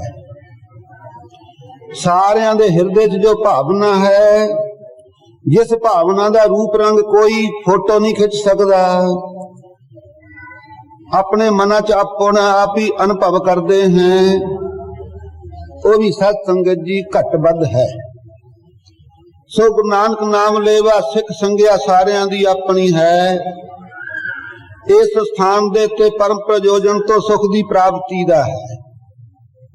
सारी जिंदगी आदमी प्रयत्न करदा कि सुख किवें मिले और दुख दी निवृत्ति किवें होवे। दुख मुकदे नहीं, सुख पूरे आउंदे नहीं, आही प्रयोजन है। लेकिन सत संगत जी आप अकाल पुरख अंतरजामी ने इस सभे नूं सफल करने वास्ते गुरु नानक रूप धारिया है। सारे सिख प्राणियां दे मनां च भावना है, रोम रोम कोट ब्रह्मंड को निवास जास मानस उतार धर दर्श दिखाए। जिस वाहिगुरु दे रोम रोम च करोड़ां ब्रह्मंड रखे होए, ऐसे परमेश्वर अकाल पुरख अंतरजामी ने गुरु नानक रूप धारिया है। जिस सतगुरां दे उत्ते अपनी भावना है, जिन्ना सतगुरां दा उपदेश सुनन आए हैं, इत्थे किसी ज्ञानी दे ध्यानी दे संत भगत दे किसी प्रचारक दे सत्संग जी विचार आपां सुन नहीं आए हां। ना आपां नूं उन्नी भावना है। भावना है तो संगत दे उत्ते है ते गुरु साहब ते है। जे गुरु साहब दे बचन प्रगट हो रहे ने तां उन्हां नूं ग्रहण करांगे। जे कोई अपनी बुद्धि चितराई दे नाल सत्संगत जी अपने अधीन लोकां नूं करना चाहे, सूझवान गुरसिख सत्संग जी नहीं ग्रहण करते।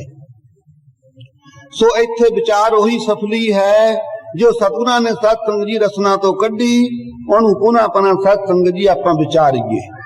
लेकिन बलिहार जाइए सतगुरु नानक देव जी तो आप दसां जोतां च वरते गुरु गोबिंद सिंह साहिब जी पर्यंत कोई कसर नहीं छड्डी। एडी वड्डी सत्संग जी अमृतमई बाणी दा उचारण कीता। सारी जिंदगी असी अठे पहर लगे रहीए ना बाणी नूं विचारन वास्ते, फिर भी सत्संग जी जिंदगी थोड़ी हुई है।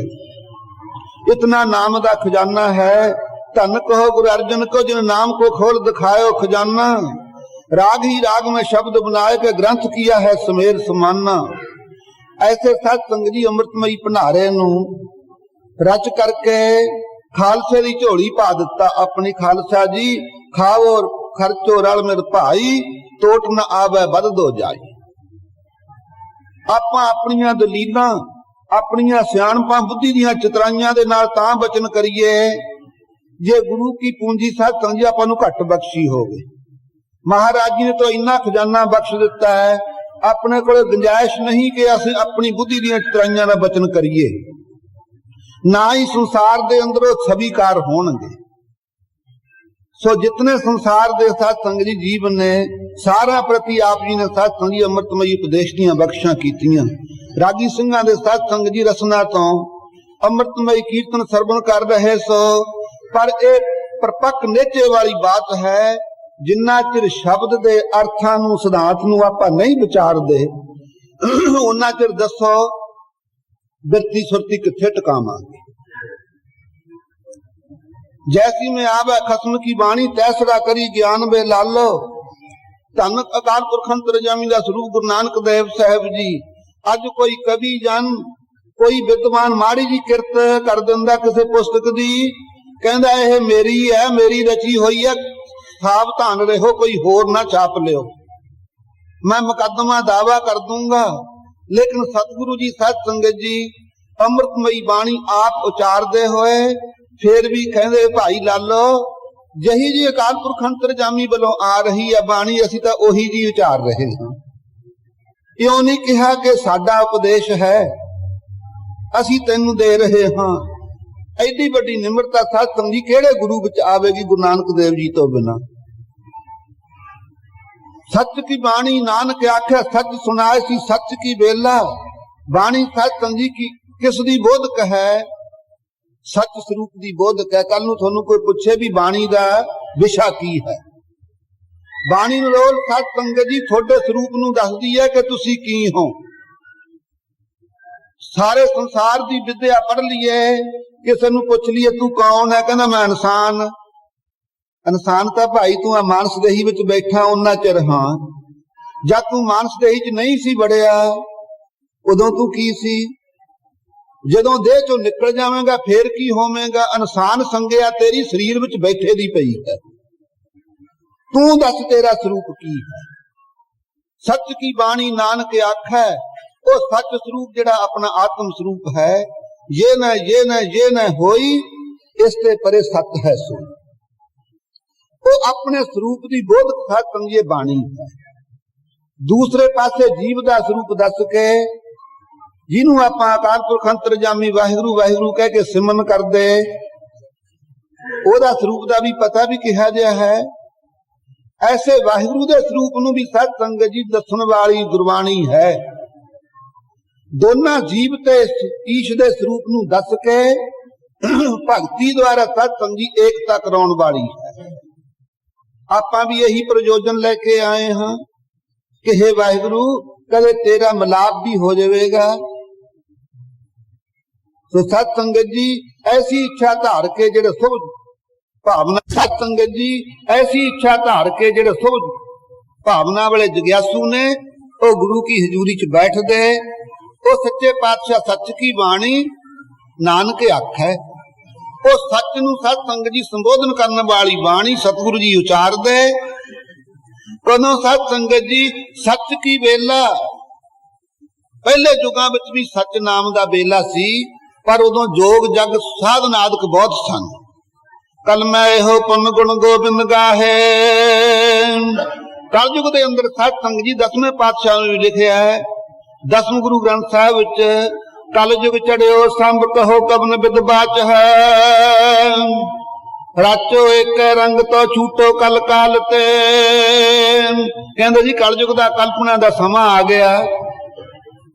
किवें बचा होवे साडा? कल्पना तो कौन नहीं छुटना चाहता है। महाराज कहते राचो एक रंग अब कलू आए और एक नाम बोवो बोवो अनरूत नाही नाही मत भरम भूलो भूलो अब रुत नाम रे। सो नाम दा स्वरूप क्या होया? अखंड अर्थ तत्त बोधन। नाम वंडण वाली दुनिया पखंडी बड़े थां थां तुरे फिरदे उन्हां नूं नाम दे स्वरूप दा नहीं पता भी नाम दा स्वरूप की है। जे किसी चीज दे आकार नूं नहीं जानदे आपां स्वरूप नूं नहीं जानदे उहनूं मुट्ठी च किवें फड़ लांगे साध संगत जी। इसे तरह जिहड़ा नाम दा स्वरूप है ओदा वर्णन भी अमृतमयी बाणी दे अंदर है। नाम दी अवधि नाम जपना किन्ना चिर है उस तो उपरंत नाम दा फल की है ये सारे भेद साध संगत जी महाराज ने लुको के नहीं रखे।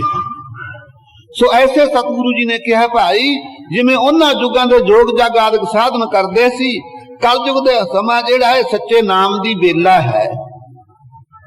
ਇਹਦੇ ਸਾਧ ਸੰਗੀ ਸੱਚਾ ਨਾਮ ਫਲੀ ਭੂਤ ਅਦਕ ਹੁੰਦਾ ਲੇਕਿਨ ਜਿੱਥੇ ਫਲੀ ਭੂਤ ਅਦਕ ਹੁੰਦਾ ਉੱਥੇ ਜਪਣਾ ਵੀ ਔਖਾ ਹੈ।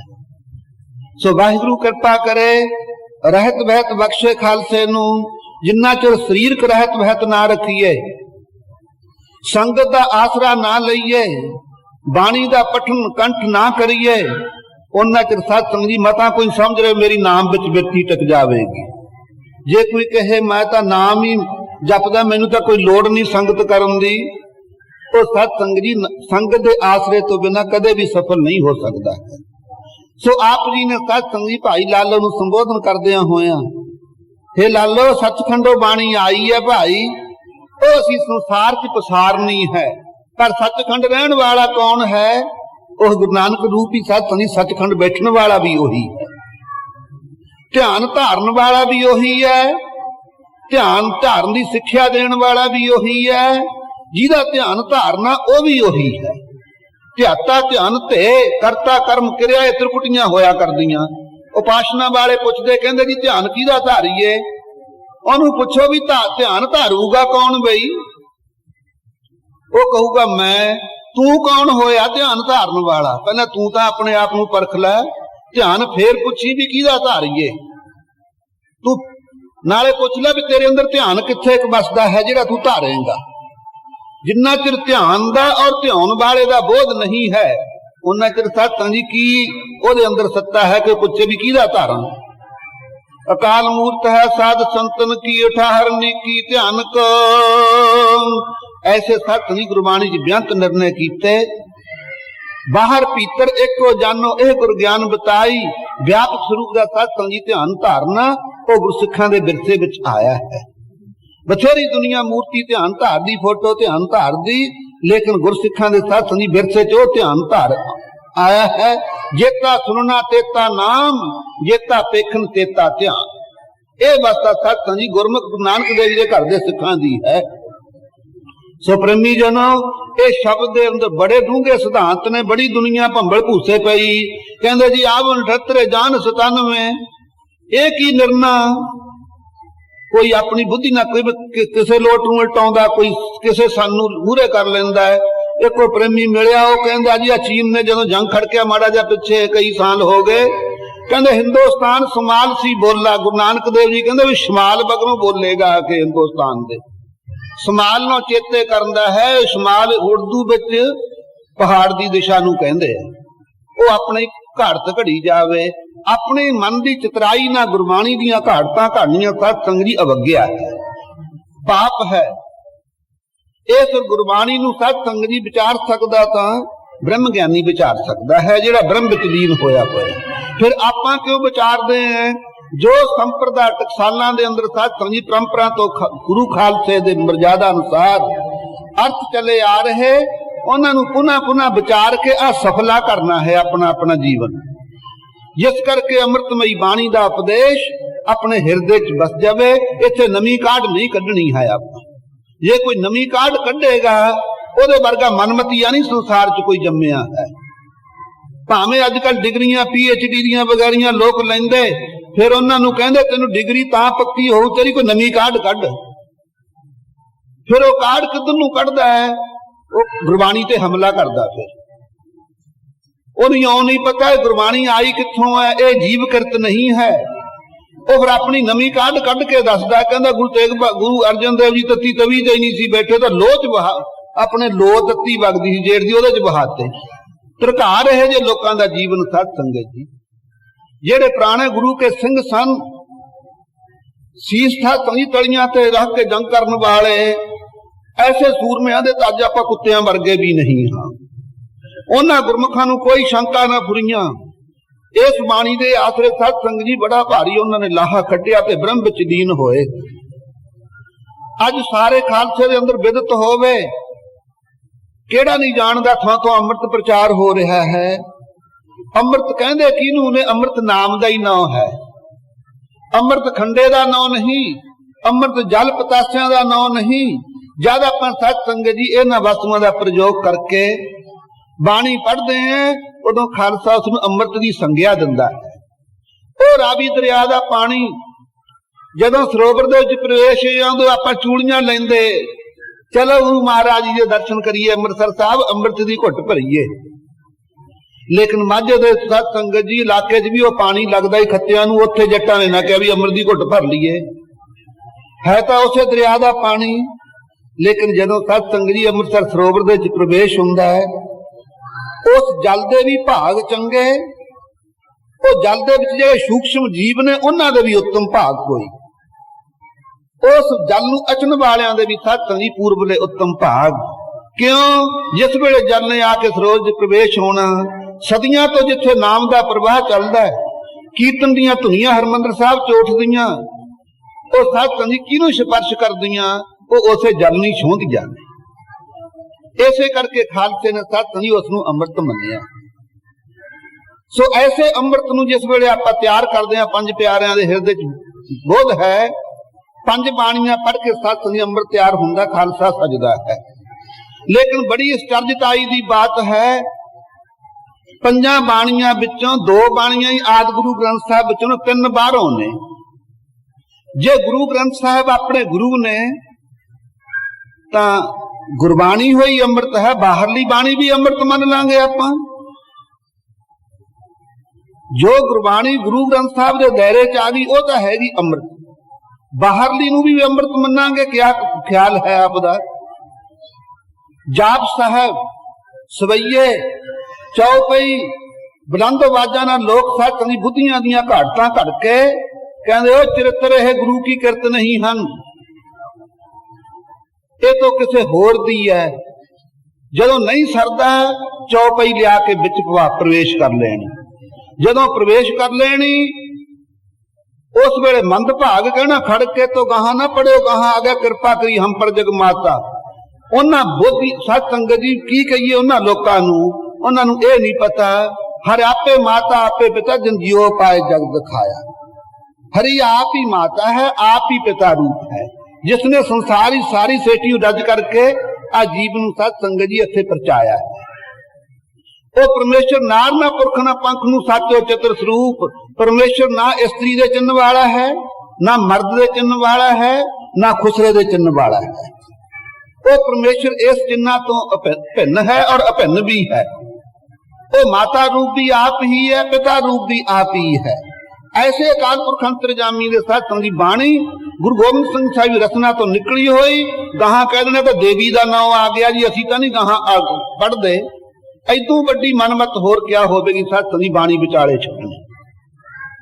दूसरे पासे जो दसवें गुरु ग्रंथ साहिब है, पिछले ਸਿੰਘਾਂ ਤੋਂ परंपरा तो लैके 1922-23 तक जिन्ना चिरे कमेटियां शमेटियां नहीं बनियां उदों तक साध संगत जी बरकरार हुण भी हजूर साहब पटने साहब सारे इस रूप प्रकाश हुंदे हो आए।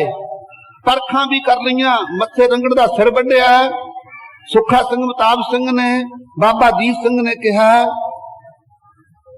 सिंह साहब जी जे थोड़ी फतेह हो जावे उत्थे साडी विचार चल रही है, 10वें गुरु ग्रंथ साहब संपूर्ण रखिया जावे।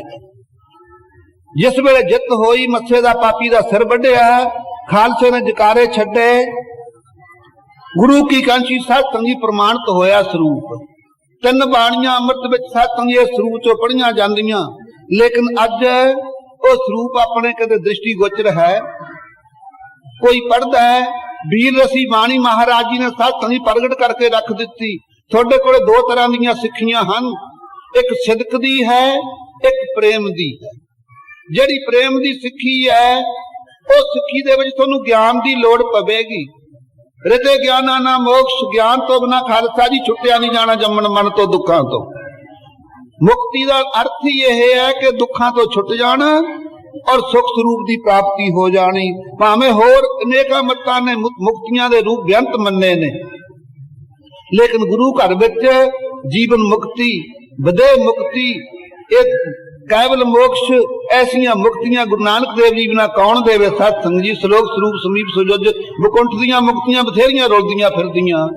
सो प्रेमी जनो ऐसे सच्चे पातशाह ने प्रेमी सिखां वास्ते ये अमृतमई बाणी आदि गुरु ग्रंथ साहब की रची, जिहदे विच वीर रसी भी बाणी रची है। गगनत मामा बाजियो परे निशान का, खेत जो मांडियो सूरमा अबजूजन को दाम। वीर रसी भी बाणी रची है। सहना साध समूह सूर अजितंग संनाहन तन निर्मता।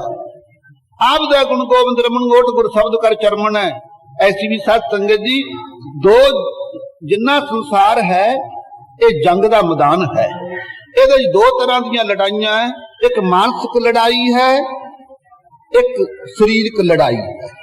जेड़ा शरीरक जंग है ਇਹਦੇ ਵਿੱਚ ਵੀ ਸੱਚੇ ਪਾਤਸ਼ਾਹ ਨੇ ਖਾਲਸੇ ਨੂੰ ਤਿਆਰ ਵਰਤਿਆਰ ਕੀਤਾ। ਸ਼ਸਤਰਧਾਰੀ ਧਰਮ ਦੇ ਯੁੱਧ ਵਿੱਚ ਸਾਧ ਸੰਗਤ ਜੀ ਜੂਝਣ ਵਾਸਤੇ दूसरे पासे मानसिक साध संगी युद्ध करने वास्ते काम क्रोध आदि इन्हां ते फतेह पाउण वास्ते आप जी ने साध संगी वो भी जंग करन दा ढंग दस्सिया। सो जेड़ा साध संगी सिद्दकी सिंह है वो शरीरक लड़ाई तो भी कदे पिछे नहीं हटेगा, वो जूझेगा। जिते शस्त्र नाम नमस्कार तामंग शस्त्रां दा पूजन करेगा।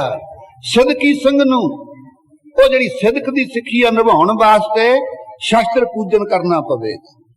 आप जी दे 4-5 तख्त ने, कल नूं पता नहीं की ये लोग कर देण मलेश खालसा उठ के। अज दी घड़ी साध संगत जी तख्तां दे ते शस्त्रां दा पूजन है। ये नहीं मैं कहंदा कि गुरु ग्रंथ साहब दा पूजन नहीं है, लेकिन गुरु ग्रंथ साहब जी थल्ले प्रकाश ने। केसगढ़ जाके दर्शन करो, उत्ते तख्त दे उत्ते शस्त्र शोभदे।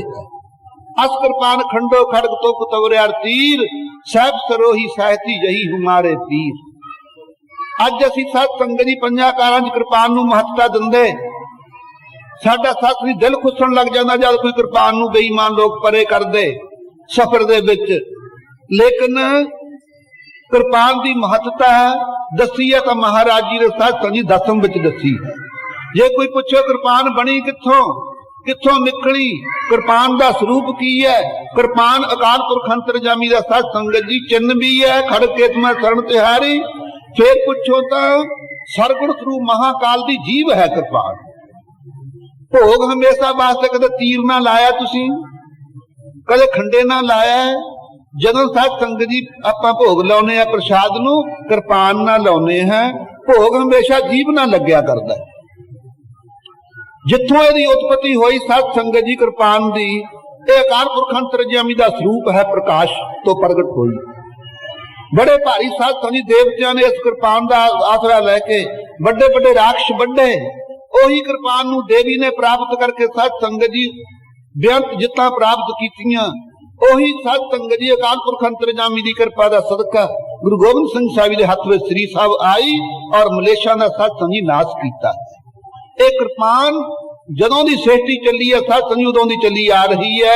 ये ना समझ लेना कि किधरों आई है तो किधर नूं गई है, ये बोध होना चाहिए। सो ऐसे सतगुरु जी ने साध संगत जी जिथे प्रेम भगती द्वारा सानू संसार के दुखों तो छुट्टण वास्ते जुगतियां दसियां। हे गुरसिखो सिमरन करया करो, बाणी भाई कंठ करया करो, कुरैता तो बच के रहो। ये सारी शिक्षा संगत रोज करया करो। सारियां दी धूड़ी बन के रहना, हौमे दा त्याग करके रहना। कदे किसी पदवी की इच्छा नहीं रखनी बई मैं सिखां दा जथेदार बना। हर एक तो सब तो नीचे आप नूं मनना। जे तुसी इस ढंग दे नाल वरतोगे खालसे की चढ़दी कला होवेगी। ये प्रेम भावना की साध संगत जिथे शिक्षा दिती, उत्थे खालसे नूं सिदक दे भी साध संगत जी निजमां द्वारा उपदेश दिता है। दसवें गुरु ग्रंथ साहिब के अंदर खालसे च वीर रस भर देना। रुद्रसी सूरमे ने साध संगत जी युद्ध विच शहीदियां पाउणियां। चंडी दी वार आदि साध संगत जी बेअंत धर्म के युद्ध रचने। वो अज बाणी असी एक पासे अखां तो ओले कर दईए, ये कित्थे दी सियाणप है।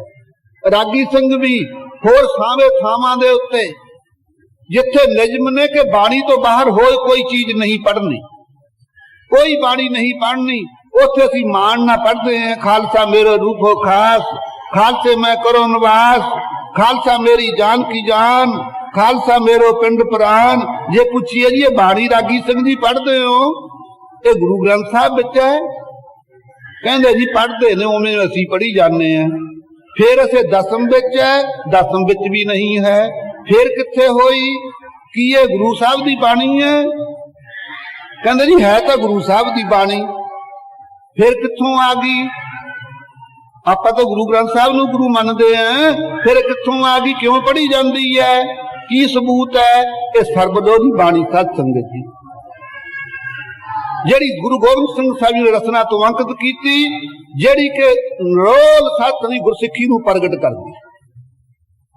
जे अज गुरु ग्रंथ साहब नूं सिद्ध करने वाला साध संगत जी गुरु ग्रंथ जी नूं गुरु सिद्ध करने वाली बाणी है तो 10 सर्वलोधी है। नहीं साडे कोले कोई सबूत नहीं। साडे थां थां ते तर्का मारदे लोग, देहधारियां दे पूजन करने वाले। दसो सिखो गुरु ग्रंथ साहब गुरु कदों बनाया? बहुत सारे इतिहासां च वध घट वचन हैं, आग्या भई अकाल की रोज पढ़ते आपां प्रपक्ष करने वास्ते पुछदे ने जी कित्थे लिखिया होया। प्रश्न करने वाला प्रश्न कर दिंदा, सुनने वाला भमत्तर जांदा भी मैं की कहां हुण। सो सत संगत जी सब लोग दे अंदर 10वें पातशाह दे बचने अपन पौसरी खालसे सौंपा, दुती रूप सतगुरु ग्रंथा, बोलन सतगुरु शब्द संभाखन, गुणनवाद कीर्तन संथा, प्रत्यक्ष कला पार ब्रह्म तनीछा, ग्रंथ पंथ खालस बरतंता, दास गोविंद फतेह सतगुर की, खास ग्रंथ गुरु रूप बदंता। ऐसियां सत संगी बाणियां असी अलोप कर छड्डीए, फिर असी धक्के खाईए, फिर धक्के भी की बंडियां पाइयां होइयां। मैं जी फलाणिया संसदा दा अमृत छकिया, कहंदे भी तू कृपान नहीं पाई। मैं कहा जी कहंदे राड़े वाले तो अमृत छकिया, कलेरा वालियां तो छकिया, ना भाई भिंडरा वालियां दा अमृत, ना कलेरा वालियां दा अमृत, ना किसी होर संसदा दा अमृत। अमृत तां भाई गुरु गोबिंद सिंह साहब जी दी दात है। जिन्ना चिर ये बंडियां पाइयां होइयां, गुरबाणी ते संपूर्ण नेचा नहीं, खालसा की उम्मीद रखदा भी असी एका धार लांगे। सत संगत जी अमृतमई बाणी खालसे दा सत संगी कि कोई भी वस्तु जिहड़ी प्यारी तो प्यारी है, उहदे नालों भी सत संगी अमृतमई बाणी प्यारी है। जे इहदे ते असी बुद्धि दी चतुराई नाल हमले करांगे, नितनेम नहीं करना, कोई सिमन भजन दी पूंजी नहीं इकट्ठी कीती, 4 अखर पढ़ ले, गुरबाणी ते हमले करने शुरू कर दिते, ऐदू वड्डे होटे भाग की होणगे। सत संगत जी कोई गमता नहीं होई, मन नूं रोकण दा कोई ढंग नहीं सिखिया, और संगत दे सत संगत चरनां दी धूड़ी बनना नहीं सिखिया, हौमे नहीं दिल विचों कड्डी जिहड़ी सब तो वड्डी भूत बड़ी होई है। लेकिन गुरबाणी ते हमले करन नूं स्टेजां ते आके जिवें मर्जी कहाई जाओ। सो वाहिगुरू किरपा करे, गुरसिखां नूं समत बख्शे। जिस वेले सत संगत जी छतरियां दा राज सी, परशुराम एक सूरमा होया ब्रह्मणा चों, अवतार भी मन्निया।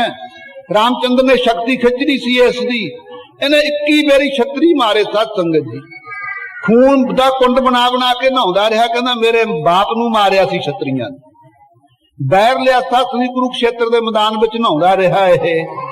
उस वेले पुछया, कहंदे भी तू छतरियां दा बैरी क्यों है, छतरी तो धर्मी हुंदे है। कहंदा मैं विष्णु दा अवतार है, तैनूं अनुभव द्वारा दसदा। ये छतरी वंश विच राक्षस जन्म लैण लग गए, तां मारदा इन्हां नूं, ये छतरी वंश नूं ढा लाउणगे। इसे तरह सत संगत जी खालसा तो ओही है, साडे सत संगी मलेश जन्म धारण लग गए, जिन्हां ने साडे अंदर एकता नहीं आउण दिंदे। वाहिगुरू किरपा करे, आ जिहड़ी मैं विचार कर रहा खिमा कर ली, कथा नहीं है। कथा तो सत संगी नरोर जिहड़ी अमृतमई बाणी है ना, जिन्हां गुरमुखां ने रस चखिया है ओही जाणदे है।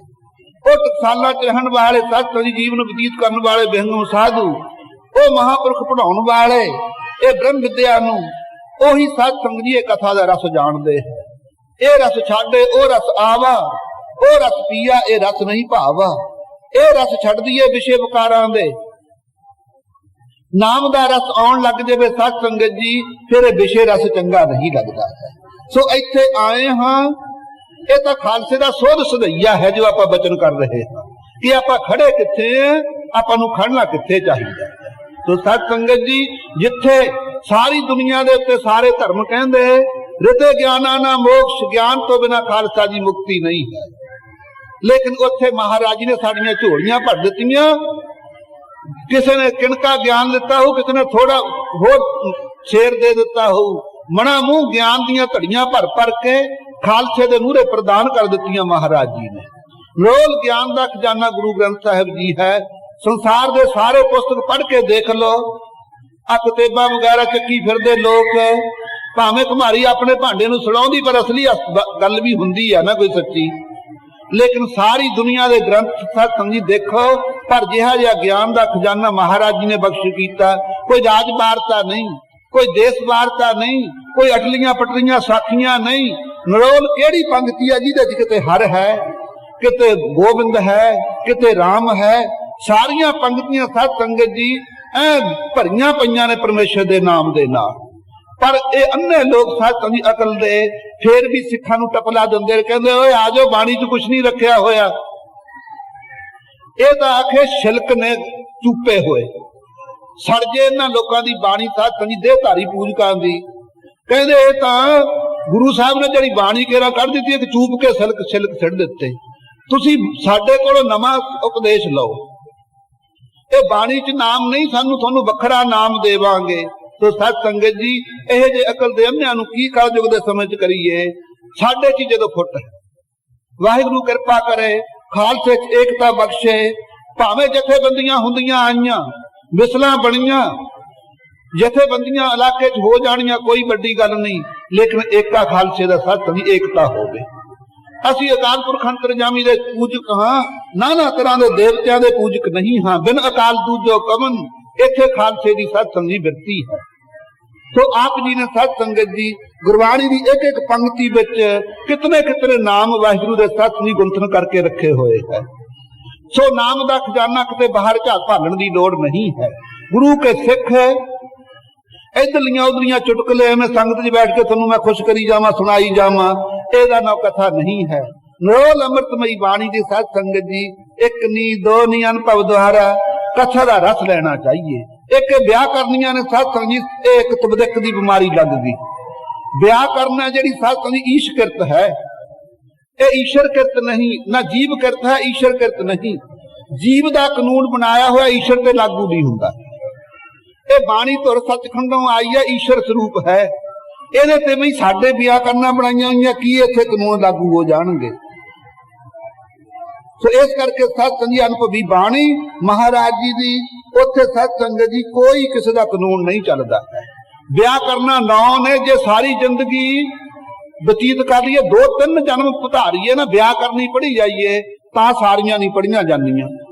ਐਵੇਂ ਨਿੱਘਾ ਜਿਹਾ ਕਾਇਦਾ ਪੜ੍ਹ ਕੇ ਵਿਆਹ ਕਰਨ ਦਾ, ਗੁਰਬਾਣੀ ਦੇ ਉੱਤੇ ਹਮਲੇ ਕਰਨੇ ਦੇ, ਆਹ ਔਂਕੜ ਹੈ ਚਾਹੀਦਾ, ਆਹ ਬਿੰਦੀ ਹੈ ਚਾਹੀਦੀ ਹੈ। ਸਤ ਸੰਗਤ ਜੀ ਵਾਹਿਗੁਰੂ ਬਖਸ਼ ਲਵੇ। ਖਬਨੀ ਕਿੱਥੇ ਛੁੱਟਾਂਗੇ? ਨਸ਼ੇ ਤਾਂ ਆਪਦੇ ਨਹੀਂ ਛੁੱਟਦੇ ਸਾਡੇ, ਮਾਇਆ ਦੀ ਇੱਛਾ ਆਪ ਦੀ ਨਹੀਂ ਛੁੱਟਦੀ, ਤ੍ਰਿਸ਼ਨਾ ਆਪਦੇ ਅੰਦਰੋਂ ਨਹੀਂ ਗਈ, ਹਲੇ ਵਡਿਆਈ ਦੀ ਇੱਛਾ ਆਪਦੇ ਅੰਦਰੋਂ ਨਹੀਂ ਗਈ। ਆਹ ਜਿੰਨੀਆਂ ਉਪਾਧੀਆਂ ਨੇ, ਇਹ ਕੱਢਣ ਵਾਸਤੇ ਸੰਗਤ ਵਿੱਚ ਆ ਕੇ ਅੰਮ੍ਰਿਤ ਛਕਿਆ ਹੈ। ਜਿੰਨਾ ਚਿਰ ਇਹ ਨਹੀਂ ਆਪਦੀਆਂ ਨਿਕਲਦੀਆਂ, ਕੀ ਅਸੀਂ ਆਸ ਰੱਖਦੇ ਹਾਂ ਸਤ ਸੰਗਤ ਜੀ ਆਪ ਦੇ ਵੱਲੋਂ ਕੋਈ ਦਲੀਲ ਦੇਣ ਦੀ? ਸੋ ਵਾਹਿਗੁਰੂ ਕਿਰਪਾ ਕਰੇ ਸਤ ਸੰਗਤ ਜੀ, ਭੋਲੇ ਭਾਵ ਵਾਲੇ ਗੁਰਸਿੱਖ ਸਤ ਸੰਗਤ ਜੀ ਅਤਿਅੰਤ ਹੀ ਸੁਖ ਮਾਣਦੇ ਹਨ। ਚਤੁਰ ਲੋਕਾਂ ਦੀਆਂ ਕਲਪਨਾ ਨਹੀਂ ਮਿਟਣ ਗਈਆਂ। ਸੋ ਸਤ ਸੰਗਤ ਜੀ ਐਸੀ ਅੰਮ੍ਰਿਤਮਈ ਬਾਣੀ ਹੈ, ਇਹ ਪ੍ਰੇਮ ਕਰਕੇ ਸਹਿਜੇ ਸਹਿਜੇ ਸਤ ਸੰਗਤ ਜੀ ਭਗਤੀ 'ਚ ਜੁੜੀਦਾ ਹੈ।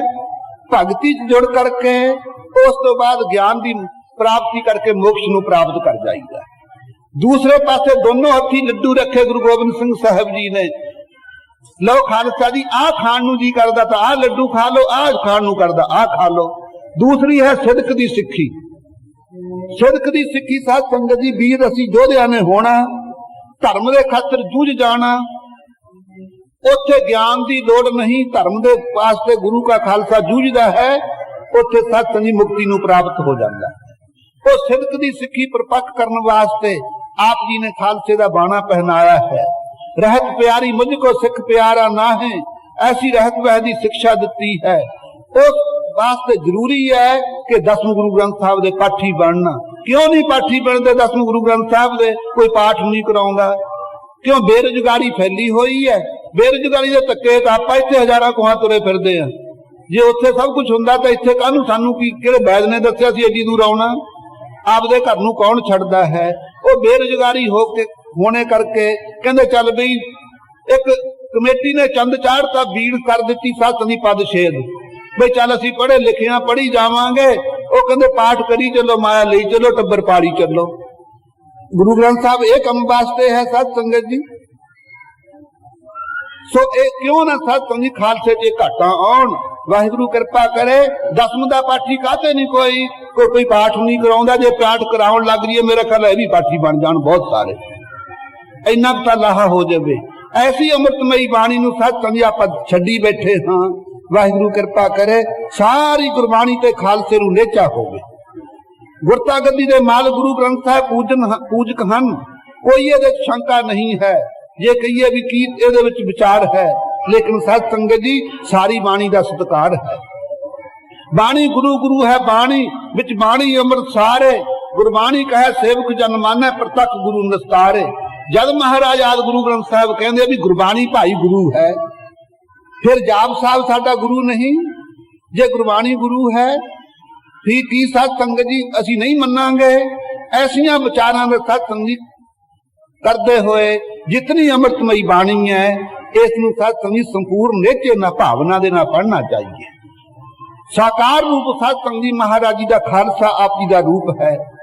ਦਸਵੇਂ ਪਾਤਸ਼ਾਹ ਨੇ ਸਰਗੁਣ ਸਰੂਪ ਦੇ ਥਾਂ ਖਾਲਸੇ ਨੂੰ ਪ੍ਰਗਟ ਕੀਤਾ ਹੈ। ਜਿੱਥੇ ਰਹਿਤ ਵਹਿਤ ਵਾਲੇ ਖਾਲਸੇ ਸਿੰਘ ਮਿਲਣਗੇ, ਸਿੱਖ ਪੰਥ ਨੂੰ ਮੈਂ ਮੇਰੋ ਬਾਸਾ ਕਰੋ ਖਾਲਸਾ ਜੀ ਦਾਰ। ਗੁਰੂ ਦਾ ਸਿੱਖ ਜਿਹੜਾ ਹੈ ਭਾਵਨਾ ਵਾਲਾ, ਉਹ ਸੰਗਤ ਚ ਆਉਂਦਾ ਹੀ ਇਸੇ ਕਰਕੇ ਮੈਂ ਗੁਰੂ ਗੋਬਿੰਦ ਸਿੰਘ ਦੇ ਦਰਸ਼ਨ ਕਰਨ ਚੱਲਿਆ। ਜਦ ਸਿੰਘਾਂ ਪੰਜਾਂ ਪਿਆਰਿਆਂ ਦੇ ਸਿੰਘਾਂ ਦੇ ਦਰਸ਼ਨ ਹੋਣਗੇ, ਉਹ ਸਮਝਦਾ ਮੈਂ ਗੁਰੂ ਗੋਬਿੰਦ ਸਿੰਘ ਸਾਹਿਬ ਦੇ ਦਰਸ਼ਨ ਕੀਤੇ। ਜੇ ਉਹ ਗੁਰਬਾਣੀ ਸੁਣੂਗਾ, ਉਹ ਕਹੂਗਾ ਮੈਂ ਸਿੱਖਾਂ ਦੇ ਮੂੰਹੋਂ ਬਾਣੀ ਨਹੀਂ ਸੁਣੀ, ਮੈਂ ਗੁਰੂ ਕੇ ਮੁਖੋਂ ਬਾਣੀ ਸੁਣ ਕੇ ਆਇਆ। ਇੰਨੀ ਭਾਵਨਾ ਤੋਂ ਬਿਨਾਂ ਸਾਧ ਸੰਗਤ ਜੀ ਸਿੱਖੀ ਨਹੀਂ ਨਿਭੇਗੀ। ਸੋ ਵਾਹਿਗੁਰੂ ਕਿਰਪਾ ਕਰੇ। ਆ ਸਾਧ ਸੰਗਤ ਜੀ ਕਨਕਾ ਮਾਤਰ ਟਾਈਮ ਤੋਂ ਹੋ ਗਿਆ। ਕਿਉ ਲੀਜੈ ਗੜ ਬੰਕਾ ਭਾਈ, ਦੋਵਰ ਕੋਟ ਅਨ ਤੇਵਰ ਖਾਈ।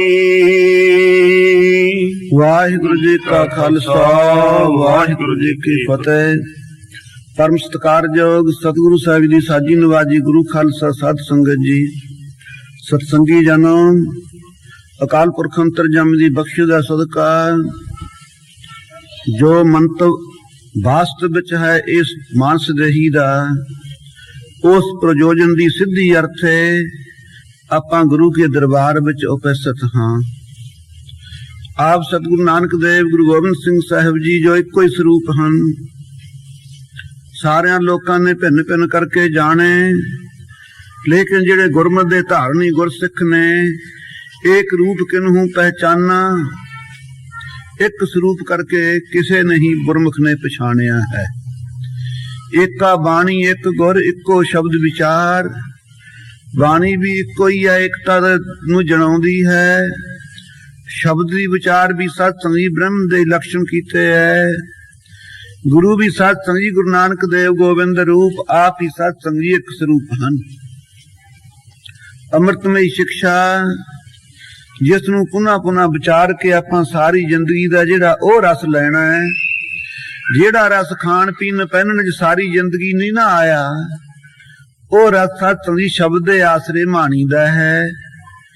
ਇਸ ਕਰਕੇ ਸੰਗਤ ਚ ਆਪਾਂ ਜੁੜੇ ਹਾਂ। ਕੀਰਤਨ ਦੇ ਸਤ ਸੰਗਤ ਜੀ ਅੰਮ੍ਰਿਤਮਈ ਸ਼ਬਦ ਸਰਵਣ ਕੀਤੇ, ਇਹ ਸਭ ਸੰਗਤ ਦਾ ਪ੍ਰਤਾਪ ਹੈ। ਲੇਕਿਨ ਸੰਗਤ ਦੇ ਅੰਦਰ ਉਹ ਵਿਖਿਆਨ, ਉਹ ਵਿਚਾਰ ਸ੍ਰੇਸ਼ਟ ਹੈ ਜਿਹੜੀ ਕਿ ਸਤਿਗੁਰਾਂ ਦੀ ਕਿਰਪਾ ਦਾ ਸਦਕਾ ਬਖਤੇ ਦੇ ਮੂੰਹੋਂ ਨਿਕਲ ਰਹੀ ਹੈ। ਉਹ ਸਰੋਤਿਆਂ ਨੂੰ ਵੀ ਸਤ ਸੰਗਤ ਜੀ ਬਖਤਬ ਕਰਨਾ ਆ ਜਾਵੇ। ਜਿਤਨੇ ਆਪਾਂ ਸਰੀਰ ਧਾਰੀ ਹਾਂ, ਇਹ ਸਰੀਰਾਂ ਨੇ ਸਦਾ ਨਹੀਂ ਰਹਿਣਾ ਹੈ। ਵੱਡੀਆਂ ਟਕਸਾਲਾਂ ਸੰਪਰਦਾਵਾਂ ਖਾਲਸੇ ਦੇ ਅੰਦਰ ਪਰੰਪਰਾ ਤੋਂ ਕਿਉਂ ਚੱਲ ਰਹੀਆਂ ਨੇ? ਇਹ ਨਹੀਂ ਕਿ ਇੱਕੇ ਬਖਤਬ ਕਰਨ ਵਾਲਾ ਉਹੀ ਸਤ ਸੰਗਤ ਜੀ ਕਰੀ ਜਾਵੇ, ਹੋਰ ਅੱਗੇ ਨੂੰ ਪੀੜ੍ਹੀ ਵਧੇ ਹੀ ਨਾ। ਇਹਦੇ ਸਤ ਸੰਗਤ ਜੀ ਫਿਰ ਆਪਾਂ ਨੂੰ ਘਾਟਾ ਹੀ ਘਾਟਾ ਹੈ। ਇਸ ਸਥਾਨ ਤੇ ਬੈਠ ਕੇ, ਇਸ ਸਥਾਨ ਦਾ ਭਾਵ ਨਹੀਂ ਵੀ ਕਿ ਇਸੇ ਗੁਰਦਾਰੇ ਹੀ, ਇਸ ਸਥਾਨ ਦਾ ਭਾਵ ਹੈ ਕਿ ਸੰਗਤ 'ਚ ਬੈਠ ਕਰਕੇ ਕਿਤੇ ਵੀ ਹੈ। ਵਾਹਿਗੁਰੂ ਵਿਆਪਕ ਸਰੂਪ ਹੈ, ਜਰੇ ਜਰੇ ਸਮਾਇਆ ਹੋਇਆ ਹੈ। ਜਿਵੇਂ ਜਮਾਨ ਕੇ ਵਿਖੇ ਸਮਸਤੇ ਇੱਕ ਜੋਤ ਹੈ, ਨਾ ਘਾਟ ਹੈ ਨਾ ਬਾੜ ਹੈ, ਨਾ ਘਾਟ ਬਾੜ ਹੋਤ ਹੈ। ਆਕਾਸ਼ ਦੀ ਹੱਦ ਹੋਵੇ ਜੀ, ਲੇਕਿਨ ਵਾਹਿਗੁਰੂ ਦੇ ਸਰੂਪ ਦੀ ਹੱਦ ਨਹੀਂ, ਪਤਾ ਨਹੀਂ ਕਿੱਥੇ ਤੱਕ ਹੈ। ਉਹ ਸੂਖਮ ਤੋਂ ਸੂਖਮ ਵੀ ਹੈ ਔਰ ਸਾਰੇ ਤੱਤਾਂ ਦਾ ਭਰਾ ਰੂਪ ਵੀ ਹੈ। ਇਸੇ ਤਰ੍ਹਾਂ ਗੁਰੂ ਮਹਾਰਾਜ ਦੀ ਵੀ ਪਰਮੇਸ਼ਰ ਦਾ ਰੂਪ ਨੇ। ਸਤਿਗੁਰੂ ਨਾਨਕ ਦੇਵ ਦਾ ਵੀ ਕੋਈ ਅੰਤ ਨਹੀਂ ਪਾ ਸਕਦਾ ਹੈ। ਸਤਿਗੁਰੂ ਨਾਨਕ ਦੇਵ ਸਾਹਿਬ ਜੀ ਗੁਰੂ ਗੋਬਿੰਦ ਸਿੰਘ ਸਾਹਿਬ ਦੇ ਮੁਖਾਰਬਿੰਦ ਤੋਂ ਸ਼ਬਦ ਰੂਪ ਬਾਣੀ ਜੋ ਨਿਕਲੀ ਹੈ, ਇਹਦਾ ਵੀ ਕੋਈ ਅੰਤ ਨਹੀਂ ਪਾ ਸਕਦਾ। ਇਸ ਸ਼ਬਦ ਨੂੰ ਸਤ ਸੰਗਤ ਜੀ ਵਿਚਾਰਨ ਵਾਸਤੇ ਸਤ ਸੰਗਤ ਸਥਾਨ ਬਣੇ ਹੋਏ ਹੈ। ਜੈ ਸਤਿਗੁਰ ਤੇ ਸਤ ਸੰਗਤ ਬਣਾਈ, ਜਿੱਥੇ ਸਤਿਗੁਰੂ ਜੀ ਇਸਤ ਹੋਏ ਉੱਥੇ ਹੀ ਸੰਗਤਾਂ ਭਾਈ ਬਣੀਆਂ। ਜਿੱਥੇ ਗੁਰੂ ਮਹਾਰਾਜ ਦਾ ਪ੍ਰਕਾਸ਼ ਹੋਵੇਗਾ ਉੱਥੇ ਆਪਾਂ ਜਿੰਨੇ ਬੈਠੇ ਹੋਵਾਂਗੇ ਆਪਾਂ ਨੂੰ ਕਹਿਣਗੇ ਸਾਧ ਸੰਗਤ ਬੈਠੀ ਹੈ। ਆ ਸਾਰਾ ਦਿਨ ਸਾਧ ਸੰਗਤ ਆਪਾਂ ਬਾਹਰ ਬੈਠੇ ਰਹੀਏ ਇਕੱਠ ਕਰਕੇ, ਆਪਾਂ ਨੂੰ ਕੋਈ ਕਹਿੰਦਾ ਨਹੀਂ ਸੰਗਤ ਹੈ, ਕਹਿੰਦੇ ਵੀ ਬੰਦੇ ਬੈਠੇ ਨੇ, ਖਮਨੀ ਤਾਂਚ ਖੇਡਦੇ ਆ, ਖਮਨੀ ਕੀ ਕਰਦੇ ਆ, ਗੱਪਾਂ ਮਾਰਦੇ ਆ, ਆਪਾਂ ਨੂੰ ਸੰਗਤ ਨਹੀਂ ਕੋਈ ਕਹਿੰਦਾ। ਜਿੱਥੇ ਕਿੱਥੇ ਜਿਵੇਂ ਸਤਿਗੁਰੂ ਜੀ ਵਿਆਪ ਕਰੇ ਗੁਰੂ ਨਾਨਕ ਦੇਵ ਸਾਹਿਬ ਜੀ ਅਕਾਲ ਪੁਰਖ ਅੰਤਰਜਾਮੀ ਦਾ ਸਰੂਪ ਹੈ, ਉੱਥੇ ਸੰਗਤਾਂ ਵੀ ਭਾਈ ਵਿਆਪਕ ਨੇ। ਇਹ ਸੰਗਤਾਂ ਦੇ ਵਿੱਚ ਬੈਠ ਕਰਕੇ ਸਤ ਸੰਗਤ ਜੀ ਉਹ ਲਾਹਾ ਲੈਣਾ ਹੈ। ਆਪਣੀ ਜ਼ਿੰਮੇਵਾਰੀ ਸਤ ਸੰਗਤ ਜੀ ਸਾਰਿਆਂ ਨੇ ਆਪਣੇ ਮੋਢਿਆਂ ਤੇ ਸਿਰ ਤੇ ਸਮਝਣੀ ਹੈ ਕਿ ਜੋ ਅੱਜ ਅਸੀਂ ਗੁਰਬਾਣੀ ਦੀ ਵਿਚਾਰ ਕੀਤੀ ਹੈ, ਕੀਰਤਨ ਦੁਆਰਾ ਸ਼ਬਦ ਸੁਣਿਆ, ਇਹ ਸਾਰਿਆਂ ਦੇ ਹਿਰਦੇ 'ਚ ਵਸ ਜਾਵੇ। ਕਿਉਂ ਮਹਿਸੂਸ ਕਰੀਏ ਕਿ ਜੇ ਮੈਨੂੰ ਕੋਈ ਪੁੱਛੇ ਮੈਂ ਵੀ ਇਸੇ ਤਰ੍ਹਾਂ ਦੱਸ ਸਕਾਂ ਤਾਂ ਪਰਉਪਕਾਰ ਹੈ। ਸੋ ਐਸੇ ਸਾਰੀ ਦੁਨੀਆ ਦੇ ਉੱਤੇ ਪਾਠਸ਼ਾਲਾ ਆਦਿਕ ਵਿਦਿਆਲੇ ਖੁੱਲਦੇ, ਉਹਨਾਂ ਥਾਵਾਂ ਤੇ ਸਤ ਸੰਗਤ ਜੀ ਭਾਵੇਂ ਕੋਈ 6 ਮਹੀਨੇ ਕੋਈ ਸਾਲ ਬਾਅਦ ਇਮਤਿਹਾਨ ਹੁੰਦੇ, ਜੇ ਨਾ ਇਮਤਿਹਾਨ ਹੋਣ, ਨਾ ਪਾਸ ਫੇਲ ਦਾ ਸਿਲਸਿਲਾ ਚੱਲੇ, ਮੇਰਾ ਕਹਾ ਕੋਈ ਵੀ ਨਹੀਂ ਬੱਚਾ ਪੜ੍ਹਦਾ। ਬੱਚਾ ਪੜ੍ਹਦਾ ਹੀ ਤਦੇ ਹੈ ਕਿ ਸਾਲ ਜਦੋਂ ਆਊਗਾ ਮੈਨੂੰ ਫੇਲ ਕਰ ਦੇਣਗੇ, ਡਰਨ ਤੋਂ ਮਾਰਾ ਪੜ੍ਹਦਾ ਹੈ। ਇਸੇ ਤਰ੍ਹਾਂ ਸਤ ਸੰਗਤ ਜੀ ਜਿਨ੍ਹਾਂ ਗੁਰਮੁਖਾਂ ਦੇ ਮਨ ਵਿੱਚ ਭੈ ਹੈ ਕਿ ਜ਼ਿੰਦਗੀ ਦੀ ਬਾਜੀ ਵਿੱਚ ਫੇਲ ਨਾ ਹੋ ਜਾਈਏ, ਇਸ ਘਰ ਦੇ ਅੰਦਰ ਅਸੀਂ ਪ੍ਰਮਾਣਿਤ ਹੋਈਏ, ਸਤਿਗੁਰੂ ਜੀ ਦੀ ਪ੍ਰਸੰਨਤਾ ਸਾਨੂੰ ਪ੍ਰਾਪਤ ਹੋਵੇ। ਉਹ ਗੁਰਮੁਖ ਪਿਆਰੇ ਇੱਥੇ ਨਿਰਾਲਸ ਹੋ ਕੇ ਬੈਠਦੇ, ਆਲਸ ਨਹੀਂ ਧਾਰਦੇ। ਇੱਕ ਇੱਕ ਪੰਕਤੀ ਦੇ ਸਤ ਸੰਗਤ ਸਿਧਾਂਤ ਨੂੰ ਉਹ ਬਿਰਤੀ ਟਿਕਾ ਕਰਕੇ ਸਤ ਸੰਗਤ ਸੁਣਦੇ। ਸੋ ਪ੍ਰੇਮੀ ਜਨੋ, ਅੰਮ੍ਰਿਤਮਈ ਬਾਣੀ ਹੈ। ਮਿਸਰੀ ਦੀ ਡਲੀ ਨੂੰ ਜਿਸ ਪਾਸੇ ਮਰਜੀ ਜੀਵ ਸੁਹਾ ਦਿਓ, ਸਭਨਾ ਪਾਸੇ ਇੱਕੋ ਜੀ ਮਿੱਠੀ ਹੋਇਆ ਕਰਦੀ ਹੈ, ਵੱਧ ਘੱਟ ਨਹੀਂ ਹੈ। ਇਸੇ ਤਰ੍ਹਾਂ ਭਾਈ ਅੰਮ੍ਰਿਤਮਈ ਸ਼ਬਦਾਂ ਦੀ ਭਾਵੇਂ ਸਤ ਸੰਗਤ ਕਥਾ ਵਿਚਾਰ ਕਰ ਲਈਏ, ਭਾਵੇਂ ਕੀਰਤਨ ਦੁਆਰਾ ਆਨੰਦ ਮਾਣੀਏ, ਗੁਰਮੁਖਾਂ ਨੇ ਤਾਂ ਭਾਈ ਰਸ ਹੀ ਲੈਣਾ ਹੈ। ਕਿਉਂ?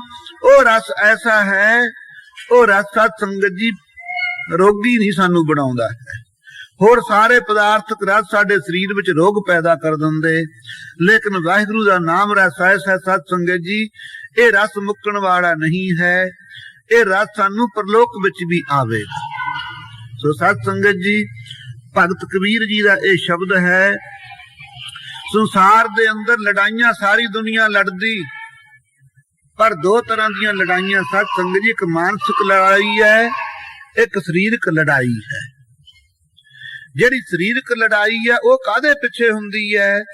ਜਰ ਜੋਰੋ ਜ਼ਮੀਨ ਪਿੱਛੇ ਹੀ ਹੁੰਦੀ ਹੈ, ਹੋਰ ਕਿਸੇ ਪਾਸੇ ਨਹੀਂ।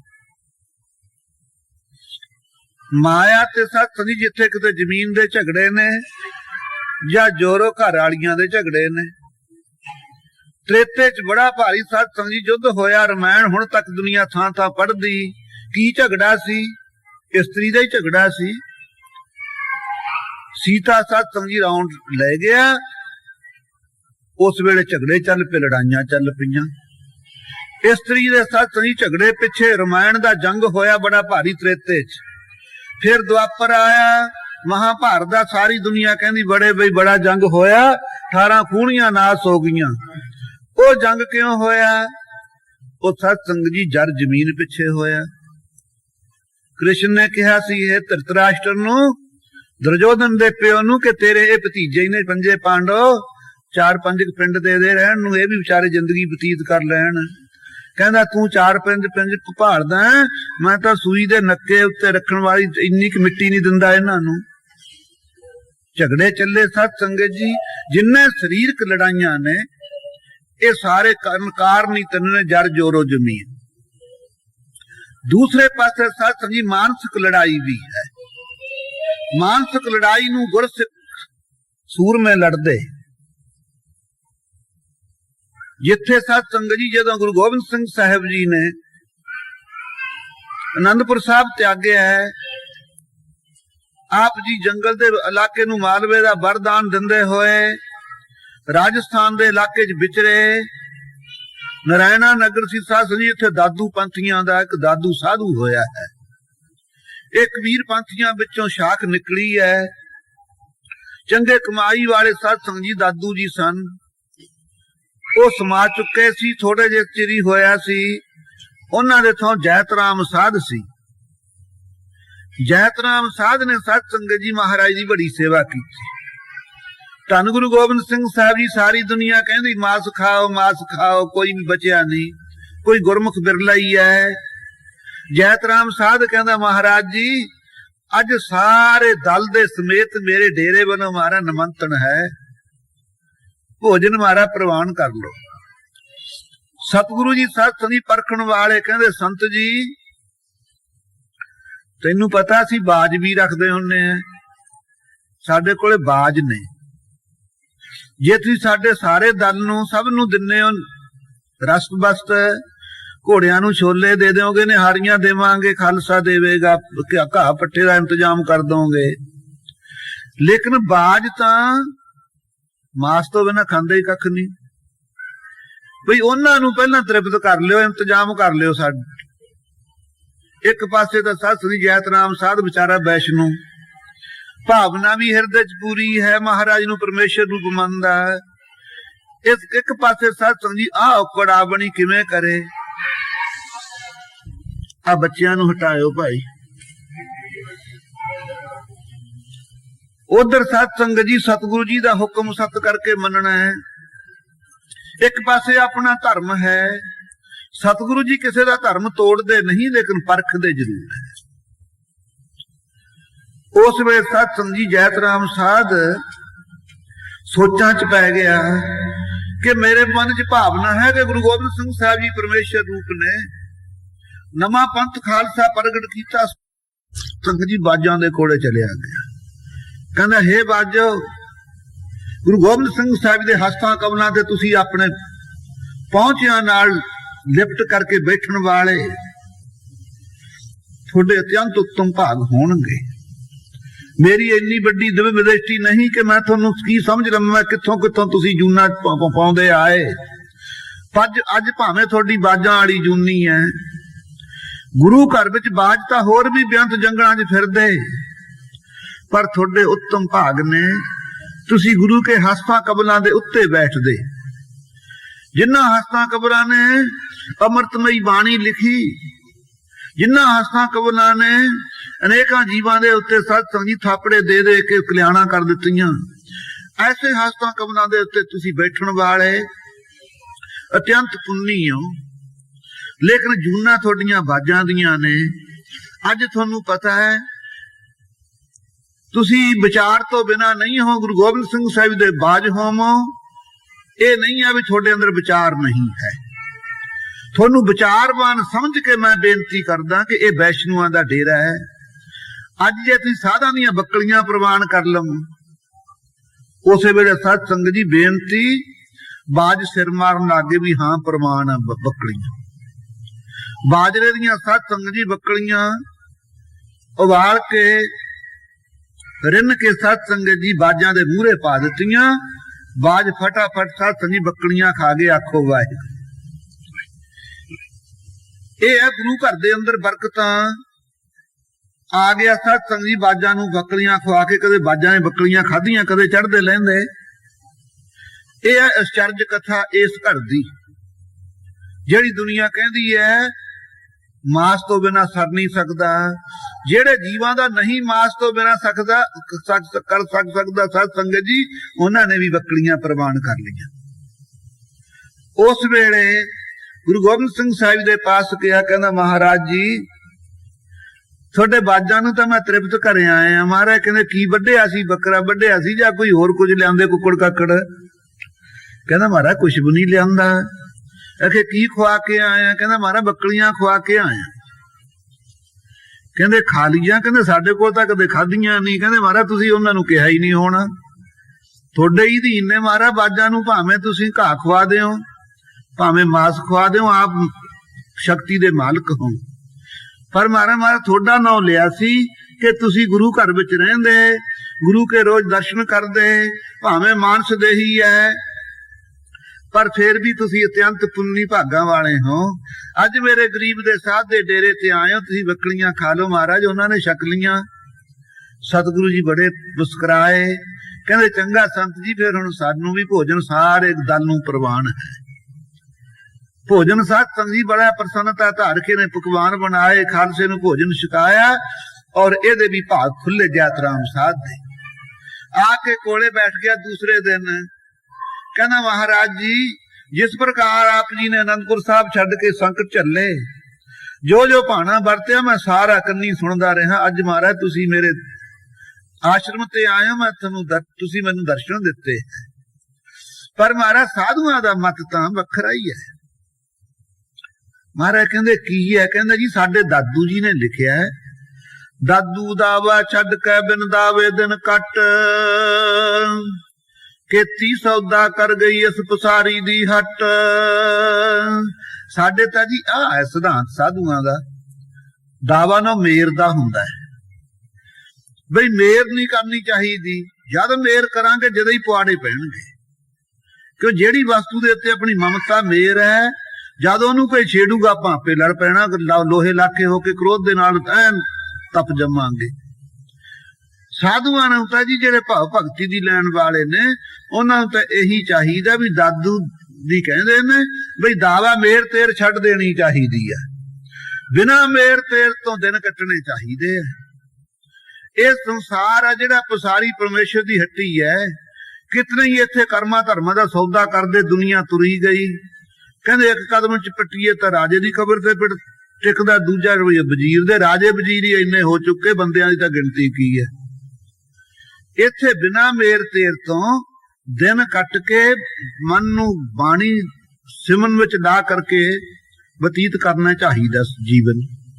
ਮਹਾਰਾਜ ਕਹਿੰਦੇ ਵੀ ਸੰਤ ਜੀ ਤੁਹਾਡਾ ਮਤ ਤਾਂ ਠੀਕ ਆ, ਸਾਧੂਆਂ ਦਾ ਮਤ ਇਹੀ ਹੈ, ਲੇਕਿਨ ਸ਼ਸਤਰਧਾਰੀ ਛਤਰੀ ਸੂਰਮੇ ਦਾ ਮਤ ਹੈ ਜਿਹੜਾ, ਉਹ ਇਦੋਂ ਵੱਖਰਾ ਹੈ।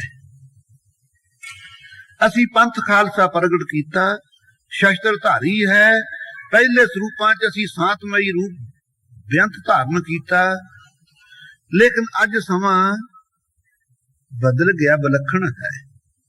ਕਹਿੰਦੇ ਮਹਾਰਾਜ ਤੁਹਾਡੇ ਮਤ ਚ ਕੀ ਹੈ?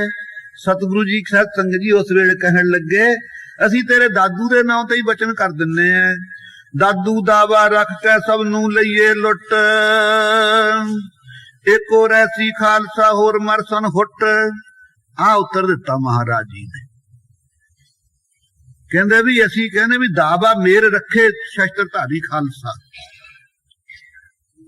ਹੋਰ ਜਿਤਨੇ ਮਨਮਤੀਏ ਲੋਕ ਨੇ ਹੰਭ ਕੇ ਹਾਰ ਕੇ ਡਿੱਗ ਪੈਣਗੇ, ਹਾਰ ਖਾ ਜਾਣਗੇ। ਇੱਕੋ ਧਰਮ ਯੁੱਧ ਦੇ ਵਿੱਚ ਸ਼ਹੀਦੀ ਪ੍ਰਾਪਤ ਕਰਨ ਵਾਲਾ ਸੂਰਮਾ ਪੰਥ ਖਾਲਸਾ ਹੀ ਪ੍ਰਗਟ ਰਹੇਗਾ, ਕਿਉਂ ਸੂਰਮਤਾਈ ਵੀ ਧਰਮ ਦੇ ਆਸਰੇ ਹੈ। ਜਿਹੜੇ ਅੰਦਰ ਆਦਮੀ ਅੰਦਰ ਧਰਮ ਨਹੀਂ ਨਾ ਹੈ, ਮਤਾ ਸੁਪਨਾ ਲਿਓ ਵੀ ਉਹ ਸਤ ਨਹੀਂ ਸੂਰਮਾ ਬਣ ਸਕੇਗਾ। ਐਦੀ ਆਦਮੀ ਕਦੇ ਸੂਰਮਾ ਨਹੀਂ ਬਣ ਸਕਦਾ। ਜਤੀ ਸਤੀ ਸਤ ਸੰਗਤ ਜੀ ਜਿਹੜਾ ਗੁਰਸਿੱਖ ਹੈ ਉਹੀ ਸੂਰਮਾ ਬਣ ਸਕਦਾ ਹੈ। ਸਤ ਸੰਗਤ ਜੀ ਉਸ ਵੇਲੇ ਕਹਿੰਦਾ ਮਹਾਰਾਜ ਸਾਡੇ ਦਾਦੂ ਜੀ ਨੇ ਤਾਂ ਹੋਰ ਵੀ ਕਿਹਾ ਹੈ, ਦਾਦੂ ਦਾਵਾ ਛੱਡ ਕੇ ਕਲ ਕਾ ਲੀਜੈ ਭਾਏ, ਜੇ ਕੋਈ ਮਾਰੇ ਈਟ ਢੇਮ ਸਿਰ ਤੇ ਲੈ ਚੜਾਏ। ਕਹਿੰਦੇ ਜੀ ਸਾਡੇ ਤਾਂ ਦਾਦੂ ਜੀ ਨੇ ਇਹ ਕਿਹਾ ਬਈ ਕਲਯੁਗ ਦਾ ਸਮਾਂ, ਜੇ ਕੋਈ ਪੱਕੀ ਕੱਚੀ ਇੱਟ ਮਾਰੇ ਨਾ, ਉਹਨੂੰ ਚੱਕ ਕੇ ਸਿਰ ਦੇ ਉੱਤੇ ਰੱਖ ਲਿਆ ਭਾਈ ਤੂੰ ਮੈਨੂੰ ਫੁੱਲ ਲੜ ਪਿਆ। ਜਿਵੇਂ ਫਰੀਦ ਸਾਹਿਬ ਨੇ ਕਿਹਾ, ਜੋ ਤੈ ਮਾਰਨ ਮੁਕੀਆਂ ਤੈਨ ਨਾ ਮਾਰੀ ਘੁੰਮ, ਆਪ ਨੜੇ ਕਰ ਜਾਈਏ ਪੈਰ ਤਨਾ ਦੇ ਚੁੰਮ। ਕਹਿੰਦਾ ਜੇ ਤੇਰੇ ਮੁਕੀਆਂ ਮਾਰਦੇ ਤੂੰ ਕੁਛ ਨਾ ਮਾਰੀ, ਬਈ ਤੂੰ ਉਹਦੇ ਘਰ ਜਾ ਕੇ ਉਹਦੇ ਪੈਰ ਚੁੰਮਣ ਲੱਗ ਜੀ, ਨਿਮਰਤਾ ਨਾ। ਉਹੀ ਸਿਧਾਂਤ ਦੱਸਿਆ ਮਹਾਰਾਜ। ਕਹਿੰਦੇ ਵੀ ਠੀਕ ਆ ਸਾਧੂ ਸੰਤਾਂ ਦਾ ਨਿਮਰਤਾ ਭਾਵ ਸਤੋਮਈ ਬਿਰਤੀ ਵਾਲੇ ਜਿਹੜੇ ਪੁਰਸ਼ ਨੇ, ਉਹਨਾਂ ਦਾ ਤਾਂ ਇਹੀ ਧਰਮ ਹੈ। ਉਹਨਾਂ ਨੇ ਗਿਆਨ ਦੁਆਰਾ ਪਰਮੇਸ਼ਰ ਦੀ ਪ੍ਰਾਪਤੀ